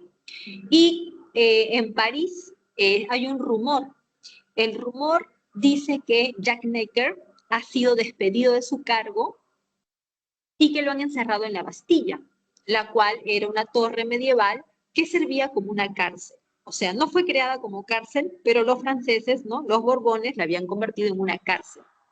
Entonces el pueblo, cuando se entera de que Jack Necker estaba ahí, comienza a salir a las calles a reclamar, porque recuerda que Jack Necker era un ministro de tendencia liberal y era muy popular entre la gente, o sea, la gente lo quería bastante, Jack Necker. Para esto, ya la gente había robado las armas, la pólvora, ¿no? de la gendarmería, así que ya la gente estaba armada. Y no era solamente con armas, sino también con picas, con palas, entre otras cosas. Quienes van a ir adelante de esto son los sans-culottes. Estamos hablando de sectores de trabajadores, de los sectores urbanos, que son los más, pues, digamos, no sé, como que son los protagonistas de esto, porque van a ir, ¿no?, al frente de todo esto, y pues van a lograr derrumbar la Bastilla el 14 de julio de 1789. Jóvenes, tras este hecho, en Francia va a haber una atmósfera de violencia total. Tú ibas a las zonas provinciales y veías que los campesinos se rebelaban y comenzaban a incendiar los castillos, mataban a los nobles y comenzaban a saquear. O sea que no había orden, ¿no? Todo Francia se había vuelto un clima de inseguridad y de violencia. A eso se le suele llamar el gran miedo. Como la situación estaba muy fea y muy difícil, los burgueses van a redactar la Declaración de los Derechos del Hombre y del Ciudadano. Este documento, ¿sabes por qué lo hicieron? Para poder calmar a la gente que estaba muy intransigente, muy enfurecida. Esto los burgueses lo van a hacer para decirte a ti que eres del pueblo, mira, estamos trabajando en tus derechos. Acá, en este documento, se defiende tu derecho a la libertad, a la igualdad. Así que ya no te preocupes y hay que regresar a la cordura, pues, ¿no? Porque recuerda que el momento estaba muy agitado, ¿no? Mucha violencia. Por eso que para calmar las cosas, los burgueses hicieron este documento. También los burgueses van a abolir los derechos feudales, que ya te lo dije, ¿no? Que todavía habían esos derechos imperiales en muchas partes de Europa y de Francia. También los burgueses se van a pelear con la iglesia. ¿Y de qué manera? A través de la constitución civil del clero. ¿Qué significa esto? Si tú eras del clero, ¿ya? Tú eras alguien del clero, tú tenías que juramentar a esta constitución. ¿Qué significa juramentar, profesora? Significa que tú la vas a obedecer. Por lo tanto, significa que tú vas a ser defensor y partícipe de la revolución. Tú vas a estar a favor de la revolución. Pero tú, al ser del clero, tú no estás a favor. Tú dices, no, pero ¿por qué tengo que obedecer esto? Yo a quien obedezco es a la iglesia, es al Papa. Entonces yo no quiero ser parte de esto, yo quiero, ¿no? No, yo no voy a juramentar a esta constitución. Entonces, si tú no juramentabas la constitución, tú eras considerado como un enemigo de la revolución. Y al ser un enemigo, te van a buscar, te van a perseguir para matarte. Entonces, las cosas con la iglesia se van a poner muy feas, porque el clero va a estar entre la espada y la pared. Si juramentan la constitución del clero, ¿no? Es como una traición a sus votos, ¿no? Pero si no la juramentan, van a ser atacados y perseguidos. Se va a dar la Constitución de 1791, que es la primera constitución que va a tener Francia, y como ya tenemos constitución, tenemos que también hacer las leyes, ¿sí o no? Obvio. Entonces, para hacer las leyes necesitamos un cuerpo legislativo, necesitamos parlamentarios que comiencen a hacer las leyes, y para eso se va a establecer una asamblea legislativa. Esta Asamblea Legislativa va a contar con la participación de muchos diputados. Estos diputados o parlamentarios, cuando comienzan a reunirse, se van a comenzar a dividir en grupos políticos. No vayas a decir partidos políticos, la palabra es grupos políticos, porque partido político es algo diferente, donde tiene que haber toda una parte legal, una conformación y todo eso. En cambio acá no, acá solamente son grupos o clubes políticos. Ahí están los fuldenses, que son monárquicos. También están los girondinos y jacobinos, que son republicanos. Y la diferencia es que, pues, los jacobinos son republicanos moderados, mientras que los jacobinos son republicanos radicales y los girondinos son republicanos moderados, ¿ok? Ahora, en esta parte, la reina María Antonieta es descubierta mandando cartas a su hermano en Austria, ¿no? Porque recuerda que María Antonieta es austriaca, ella es hija de la emperatriz María Teresa de Austria. Entonces María Antonieta le enviaba cartas a su hermano para que él la rescatara, ¿no? Para que él la rescatara porque en Francia las cosas estaban muy feas. Y además, María Antonieta y el rey Luis XVI van a intentar escaparse de Francia, disfrazándose de campesinos. Pero para mala suerte de ellos, los reconocieron en la frontera y los regresaron otra vez. Y ya con eso, pues la burguesía ya no va a confiar en ellos, ya no los van a ver como reyes y les van a quitar sus coronas. Primero, porque han tratado de escapar de Francia y eso es inadmisible. Y segundo, porque han encontrado que la reina está traicionando a Francia, enviándole cartas secretas a su hermano, contándole todo lo que está pasando al interior de Francia. Por eso es que los burgueses, ¿no? Girondinos y jacobinos, van a eliminar la monarquía para crear la república. Una última cosa que va a pasar acá en la Asamblea Legislativa es que Francia va a ser invadida por el ejército austro-prusiano. Esta guerra que se va a desarrollar va a terminar con la batalla de Valmy, en donde Francia va a ganar, ¿ya? Francia va a ganar, pero es la única batalla que va a haber en esta etapa de la Asamblea Legislativa, que fue por la invasión de Austria y Prusia al territorio de Francia. Muy bien, chicos, como te decía, se suspenden, ¿no? Los derechos constitucionales del rey, ya no es rey, María Antonieta ya no es reina, y los que han decidido esto son los girondinos y los jacobinos, que son republicanos. Y justamente por eso ellos van a impulsar la república. Así que vamos a ver que ahora empieza la república. La república se supone que tiene que tener un presidente, ¿sí o no? Porque una república tiene un presidente. Pero acá no va a haber un presidente. Acá lo que van a formar es una asamblea que se va a llamar Convención Nacional. Así que la primera etapa de la república es la Convención Nacional, luego tenemos el directorio y por último el consulado. En la Convención Nacional vas a ver que primero van a gobernar los girondinos y después van a gobernar los jacobinos. Los girondinos van a gobernar y lo que van a hacer, número 1, es crear la república. Número 2 es crear un nuevo calendario para Francia, cambiando los meses del año por nuevos meses, como por ejemplo, vendimiario, brumario, fructidor, termidor, floreal, boreal, ¿no? Todo el calendario lo van a cambiar los nombres de los meses y también van a decidir que el año 1 va a ser el año 1792. ¿Te das cuenta? Pues el año 1792 para los girondinos era como el año 1 de su nuevo calendario. Los girondinos van a guillotinar a Luis XVI y a María Antonieta por presión de los jacobinos. ¿Qué está pasando acá, jóvenes? Escucha con atención. En este momento las cosas se están poniendo muy feas, porque afuera de Francia hay muchos reinos enemigos que están tratando de intervenir Francia para acabar con su revolución, debido a que esta revolución es, digamos que es una revolución peligrosa. ¿Sabes por qué es peligrosa? Imagínate que la Revolución Francesa tenga éxito, que los franceses saquen a su rey, ¿no? Que lo guillotinen, que lo maten, ¿no? Y ahora los franceses tomen el poder en sus manos. Ese logro, ese éxito, puede ser imitado por los pueblos de los otros reinos. Y eso pondría en peligro a las monarquías de Europa.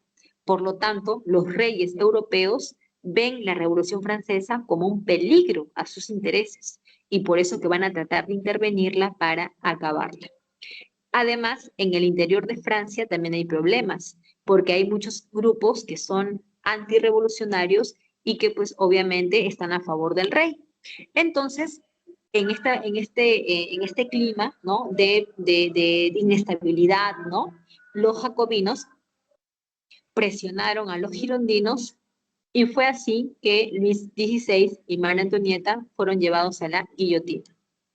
Luego, los jacobinos van a darle un golpe de estado a los girondinos y les van a quitar el poder.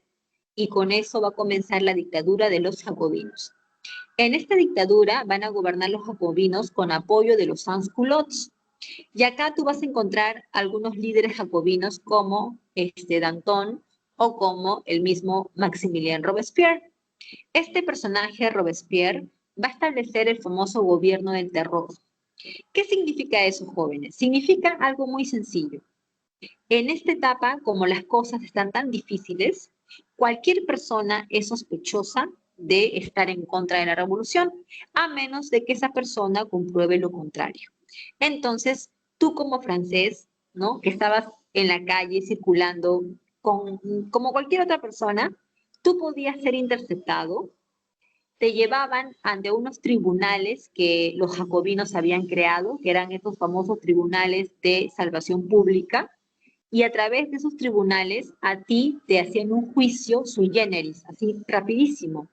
Y si tú no respondías, ¿no? de la manera en que se esperaba, o tú no demostrabas que estabas apoyando la revolución, simplemente eras encontrado culpable y te llevaban a la guillotina y morías en cuestión de horas, porque, bueno, no es que la guillotina te mate horas, sino lo que trato de decir es que tu juicio decía que tú eras culpable y en cuestión de unas horas nada más, tú ya estabas, ¿no? siendo colocado en la guillotina.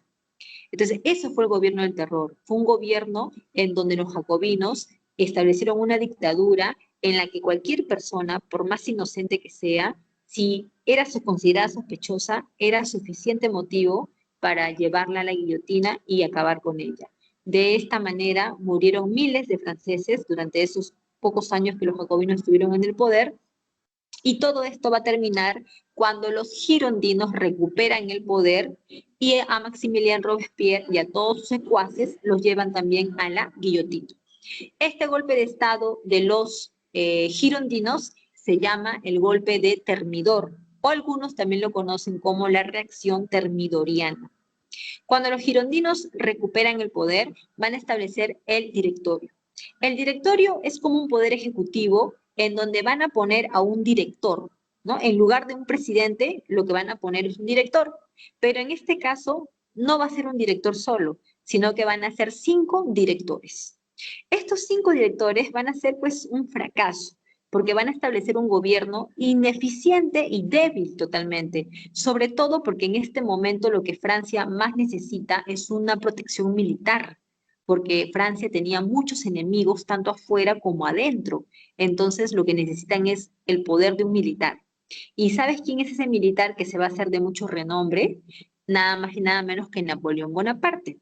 Este militar va a lograr enfrentarse, bueno, no ganar, no decimos ganar, pero sí se va a enfrentar a los ingleses, ¿no? A los austriacos, tanto en Egipto como en Italia, en los cuales Napoleón, si bien es cierto, no ganó, pero pudo obtener mucho prestigio y reconocimiento en el pueblo francés. Tal es así que los girondinos lo van a llamar y le van a hacer una propuesta. ¿Sabes cuál es la propuesta? Mira, Napoleón, tú sabes de armas y nosotros tenemos dinero, así que vamos a hacer una alianza, un pacto. Tú nos vas a defender militarmente de nuestros enemigos y nosotros te vamos a financiar para que puedas ganar. Así que Napoleón aceptó esta alianza, este pacto, y a esto se le conoce como el golpe del 18 de Brumario, el cual es una estratagema porque no fue un golpe de Estado, no fue un golpe de Estado, fue un pacto hecho por Napoleón y los girondinos, pero que tuvieron que hacerlo pasar por un golpe de Estado porque sería ilógico que los girondinos primero crearan un directorio para que al poco tiempo lo cambien por un personaje como Napoleón, o sea, no tendría como que no sería no estarían respetando los derechos de la libertad que tanto han impulsado. Por eso es que van a preferir que esto sea como un golpe de Estado para que así sea justificado, ¿no? En la toma del poder por parte de Napoleón. Luego de esto, el directorio es eliminado y se va a crear el consulado. En el consulado vamos a ver que van a gobernar 3 cónsules, de los cuales obviamente Napoleón va a ser el más importante y el más poderoso. Napoleón, una de las cosas que va a hacer en esta etapa es crear el Banco de Francia para poder capitalizar a las clases burguesas que estaban pues pasando por una crisis económica. También va a crear el Código Civil que lleva su nombre, ¿no? El famoso Código Napoleónico, que ha servido para inspirar los códigos civiles de la mayoría de países en el mundo. Y también Napoleón se amista con la Iglesia Católica. Escuche bien esa parte, porque esta parte es importante. Hace un concordato con la Iglesia en donde Napoleón dice que ya no va a perseguir al clero, que ya no van a obligar al clero a juramentar ninguna constitución.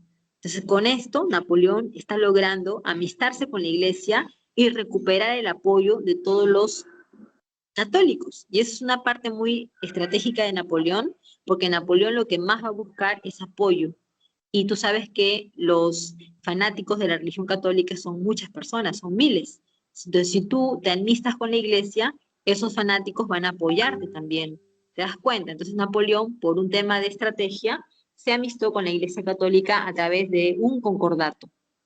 Napoleón es coronado emperador junto con Josefina, que era su pareja, y Napoleón, pues como podemos ver, empieza la etapa del imperio, porque Napoleón se va a coronar emperador y lo que viene es el imperio napoleónico. En todos estos 11 años, de 1804 a 1815, Napoleón va a realizar batallas, conquistas, anexiones, tratados, alianzas, algunas veces ganó, otras veces perdió, pero esa es la vida de Napoleón, batalla tras batalla. ¿Ok? Algunas de sus acciones más emblemáticas o más importantes, por ejemplo, está cuando Napoleón trata de invadir Rusia, ¿no? Y los rusos, pues, aplicaron la técnica de tierra quemada.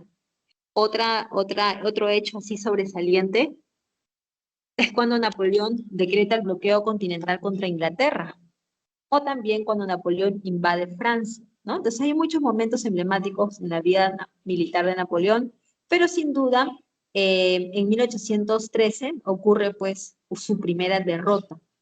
Esta derrota es en la Batalla de las Naciones, también llamada Batalla de Leipzig, en donde Napoleón es derrotado y luego es enviado a una isla en el Mediterráneo que se llama Elba.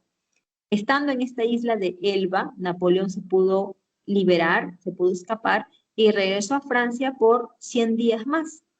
En estos 100 días en que Napoleón regresa a Francia, ya Napoleón no tiene apoyo porque los girondinos no le quieren dar dinero. Entonces Napoleón tuvo que financiarse, ¿no? De otras maneras, pero no pudo conseguir, pues, ¿no? Una capacidad militar como antes y su ejército va a ser bastante débil. de tal manera que los ingleses van a formar una séptima coalición en la cual van a derrotar a Napoleón en Waterloo. Ya con esta derrota en Waterloo, Napoleón es pues vencido definitivamente, ya sin forma de poder recuperarse, porque lo van a mandar a un lugar mucho más lejano, ¿no? Lo van a enviar a la isla de Santa Elena, y ahí Napoleón va a pasar sus últimos días, ya que según dicen algunos, Napoleón era envenenado y así a los pocos años murió. Bueno, chicos, las consecuencias de la Revolución Francesa tienen que ver con la abolición del absolutismo, tiene que ver con la disolución de los privilegios estamentales y con la abolición de la servidumbre y de los derechos feudales, ¿ya? Son las principales consecuencias. Chicos, ¿hasta qué hora tenemos? ¿Hasta las 11:30 o 11:35? Bueno, ahí me van avisando porque no sé qué hora tenemos y nos quedan, son las 11:30, 11:25. La primera revolución industrial. Este proceso es un proceso de cambios, muchos cambios que son constantes, y la economía crece, ¿ya? La economía va a crecer y todo esto promovido por la burguesía, ¿ok? A ver, vamos a ver de qué se trata esto, chicos. Primero que hay que entender que esto se origina en Inglaterra. La pregunta es, ¿por qué en Inglaterra, sí o no? ¿Por qué no se originó en otra parte? Ya, ¿sabes por qué se origina en Inglaterra? Primero, porque en Inglaterra va a haber un aumento demográfico. Jóvenes, ustedes saben que cuando hay un aumento demográfico, hay una mayor demanda, ¿sí o no? Entonces, como hay una mayor demanda, se va a buscar una mayor producción. Entonces, para que haya una mayor producción, lo que va a hacer el gobierno es una revolución agrícola. Esa revolución agrícola va a incluir la aplicación de nuevas técnicas, nuevos cultivos y también el uso de fertilizantes, ¿no? Entre otras cosas, ¿ok? Entonces, hasta ahí tenemos dos, digamos, factores, ¿no? De esta revolución industrial originada en Inglaterra. La primera es el crecimiento demográfico que Inglaterra sufrió, ¿no? En el siglo XVIII, y lo segundo es la revolución agrícola, que fue pues causada por la primera, ¿no? Porque a mayor población tiene que haber una mayor producción y por lo tanto los campos de cultivo tienen que producir más y para eso tienes que modernizarlo con técnicas, con materias primas nuevas, entre otras cosas, ¿ok? Ahora, Inglaterra también tiene muchas colonias en el mundo, tú lo sabes, ¿no? Porque Inglaterra en el siglo XVIII se estaba perfilando como la nueva potencia mundial. Por lo tanto, Inglaterra, al tener tantas colonias, pues Inglaterra tiene el acceso a materias primas, ¿ya? Y en la revolución industrial, uno de sus factores es pues, justamente el uso, ¿no? El uso de materias primas, que Inglaterra lo va a tener mucho, porque tenía muchas colonias. Otra cosa también, jóvenes, tiene que ver con la acumulación de capitales. Jóvenes, si tú haces un análisis de las clases burguesas de Europa, te vas a dar cuenta que la clase burguesa más consolidada era la de Inglaterra. ¿Y por qué, profesora? Porque en Inglaterra, en el siglo XVII, hubo una revolución en donde la clase burguesa pudo limitar el poder de los reyes y de esa manera la clase burguesa pudo ascender políticamente, ¿no? Para tener en el Parlamento presencia y sacar leyes para sus intereses, y de esa manera la burguesía se fue consolidando más y más.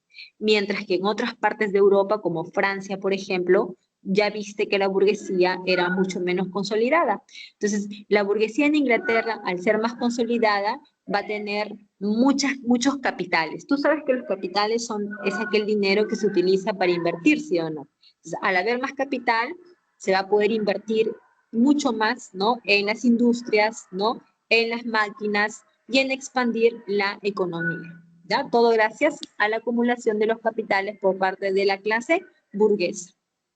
En cuanto, jóvenes, dejamos los requisitos ahí, ¿no? De las materias primas, de la acumulación de capital, aumento demográfico y revolución agrícola, y pasemos con las características como, primero, que se utilizan nuevas fuentes de energía, ¿no? Como el vapor y el carbón. También hay nuevas materias primas como el hierro y el algodón. Y en las industrias que más van a destacar en la primera revolución industrial tenemos Primero la industria textil. Esa es la primera, ¿ya? ¿Por qué? Porque casi todas las máquinas de vapor que tú vas a ver, casi todas son para la industria textil. Pero eso no es ningún problema, jóvenes, porque, ¿sabes? Una de las características de la revolución industrial es que cuando una industria crece, impulsa al crecimiento también de las demás. ¿Te das cuenta? Si una avanza, indirectamente empuja que las otras también avancen. Entonces, con la industria textil también vamos a ver que se impulsan el sector agropecuario, la industria siderúrgica y también la industria ferroviaria naval. Cuando hablamos de la industria de siderúrgica, estamos hablando de la producción de hierro y acero. Eso va a comenzar con la primera revolución industrial, pero recuerda de que en ese momento la producción era algo lenta, porque las máquinas y hornos que existían no eran tan modernos. Por lo tanto, para obtener hierro, ¿no?, y acero, el proceso era un poco largo, aunque pues más fácil que antes, obviamente, ¿ok? Ahora, ¿para qué se utiliza el hierro y para qué se utiliza el acero? Para todas las industrias, en diferentes cosas de la vida del hombre. Mira tu casa, comienza a buscar cosas de hierro, vas a encontrar muchas, hay cosas, ¿no? En la vida, en las industrias, para ensamblar los automóviles. Bueno, ahora no automóviles, ¿no? Pero en aquel entonces las locomotoras, ¿no? Los barcos, ¿no? Todos ellos eran ensamblados con hierro, ¿no? Ya que antes los barcos eran de madera, por ejemplo. Ahora son ensamblados con metal, con hierro. Entonces va a traer grandes mejoras, ¿no? Y también la industria ferroviaria naval tiene que ver con los, ¿no?, ferrocarriles, ¿no?, las primeras locomotoras para el transporte de mercancías, y también con los barcos, ¿no?, que ahora ya no son movidos con velas, ¿no? Ahora estos barcos funcionan con otro tipo de energía, ¿no?, como por ejemplo el carbón, y también estos barcos son de metal, ya no son de madera. Entonces tenemos industria ferroviaria naval, siderometalúrgica, textil y también la agropecuaria, ¿no? La agropecuaria también es un sector importante que va a surgir, ¿no? Y vamos a ver que esto va a ser apoyado por nuevas técnicas, nuevos cultivos también, como por ejemplo la papa, ¿no?, el tomate, el ají, que son pues productos que llegaron a Europa provenientes del Perú, ¿no?, de los Andes peruanos. Muy bien, chicos, ¿cuáles son las consecuencias de todo esto? Migración del campo a la ciudad. Vas a ver que muchas familias se trasladan a la ciudad, ahí van a buscar trabajo como mano de obra no calificada, van a pasar muchas penurias, explotación, porque en el hogar trabajaba la mamá, el hijo, el papá, todos trabajaban de manera, pues, digamos, en condiciones infrahumanas, ¿no? Entonces es terrible, ¿no? Estas relaciones laborales que se van a dar porque los horarios eran largos y eran, pues, trabajos muy complicados, peligrosos también. Otra característica es que cuando la gente migra del campo a la ciudad, las ciudades crecen, ¿no? Hay un crecimiento urbano bastante importante, pero lo negativo es que no hubo un ordenamiento, no hubo una planificación, ¿no? Por eso es que la gente que llega a las ciudades va a ser hacinada, va a pasar hambre, falta de higiene, entre otras cosas. Los talleres ahora desaparecen porque los talleres van a ser reemplazados por las industrias y en la industria tú no requieres mano de obra del trabajador. En la industria tú lo que vas a usar son máquinas y esa máquina reemplaza al trabajador. Entonces ese trabajador que antes podía ganar dinero con trabajo manual, ahora ya no lo va a poder hacer y eso significa pues la ruina, ¿no?, de los artesanos y los talleres. Y se van a dar unas condiciones laborales, ¿no? Como te decía, ¿no?, explotación infantil, ¿no?, de las mujeres, y surgen los sindicatos. Ya, chicos, bueno, ya se me está apagando ahorita la laptop, pero vamos a terminar en un minuto, así que no pasa nada. Y jóvenes, la restauración, pues, es un periodo en el cual las monarquías europeas van a tratar de restablecer o reimplantar el antiguo régimen en Europa Occidental, tratando de luchar contra los movimientos liberales, ¿ya? Esto va a ser dirigido por este ministro austriaco Clemens von Metternich. Acá van a participar las monarquías europeas, ¿no?, incluida Francia también, y van a buscar reordenar el mapa político de Europa. Y más que reordenarlo, lo que van a buscar es acomodarlo a sus intereses. ¿Tiene principios la restauración? Por supuesto que sí, chicos, lo voy a dejar por favor para que por ahora lo lean. Ya en la otra clase vamos a tratar de un poco de repasarlo porque ya es hora que acabemos. Y la Santa Alianza, ¿no?, que fue una alianza de los reyes católicos de Europa, ¿ok? Reyes católicos, como por ejemplo, pues, el reino de Prusia, de Rusia, ¿no? De España, menos de Inglaterra, ¿no? Porque Inglaterra no es un territorio católico, ¿no? Sino es protestante. Entonces, la Santa Alianza solamente es de reinos católicos, ¿ok? Bien, chicos, ahí está tu línea de tiempo y te voy a dar las claves que las tengo por acá ya abierto en mi archivo. En la 1 vas a marcar la B de barco, ¿ya? En la número 2 vas a marcar la, a ver, ¿dónde está? La D de dinosaurio. La número 3, también dinosaurio. La número 4, avión. Y la número 5, barco, ¿ya? Muy bien, chicos, entonces la clase ha terminado por el día de hoy. Lo sentí muy larga, no sé ustedes cómo lo sintieron, pero ya está. Mañana a las 9:30, chicos, entren a la clase. No se vayan a relajar, no se vayan a olvidar, ¿ya? Desayunan y entran ya a la clase a las 9:30.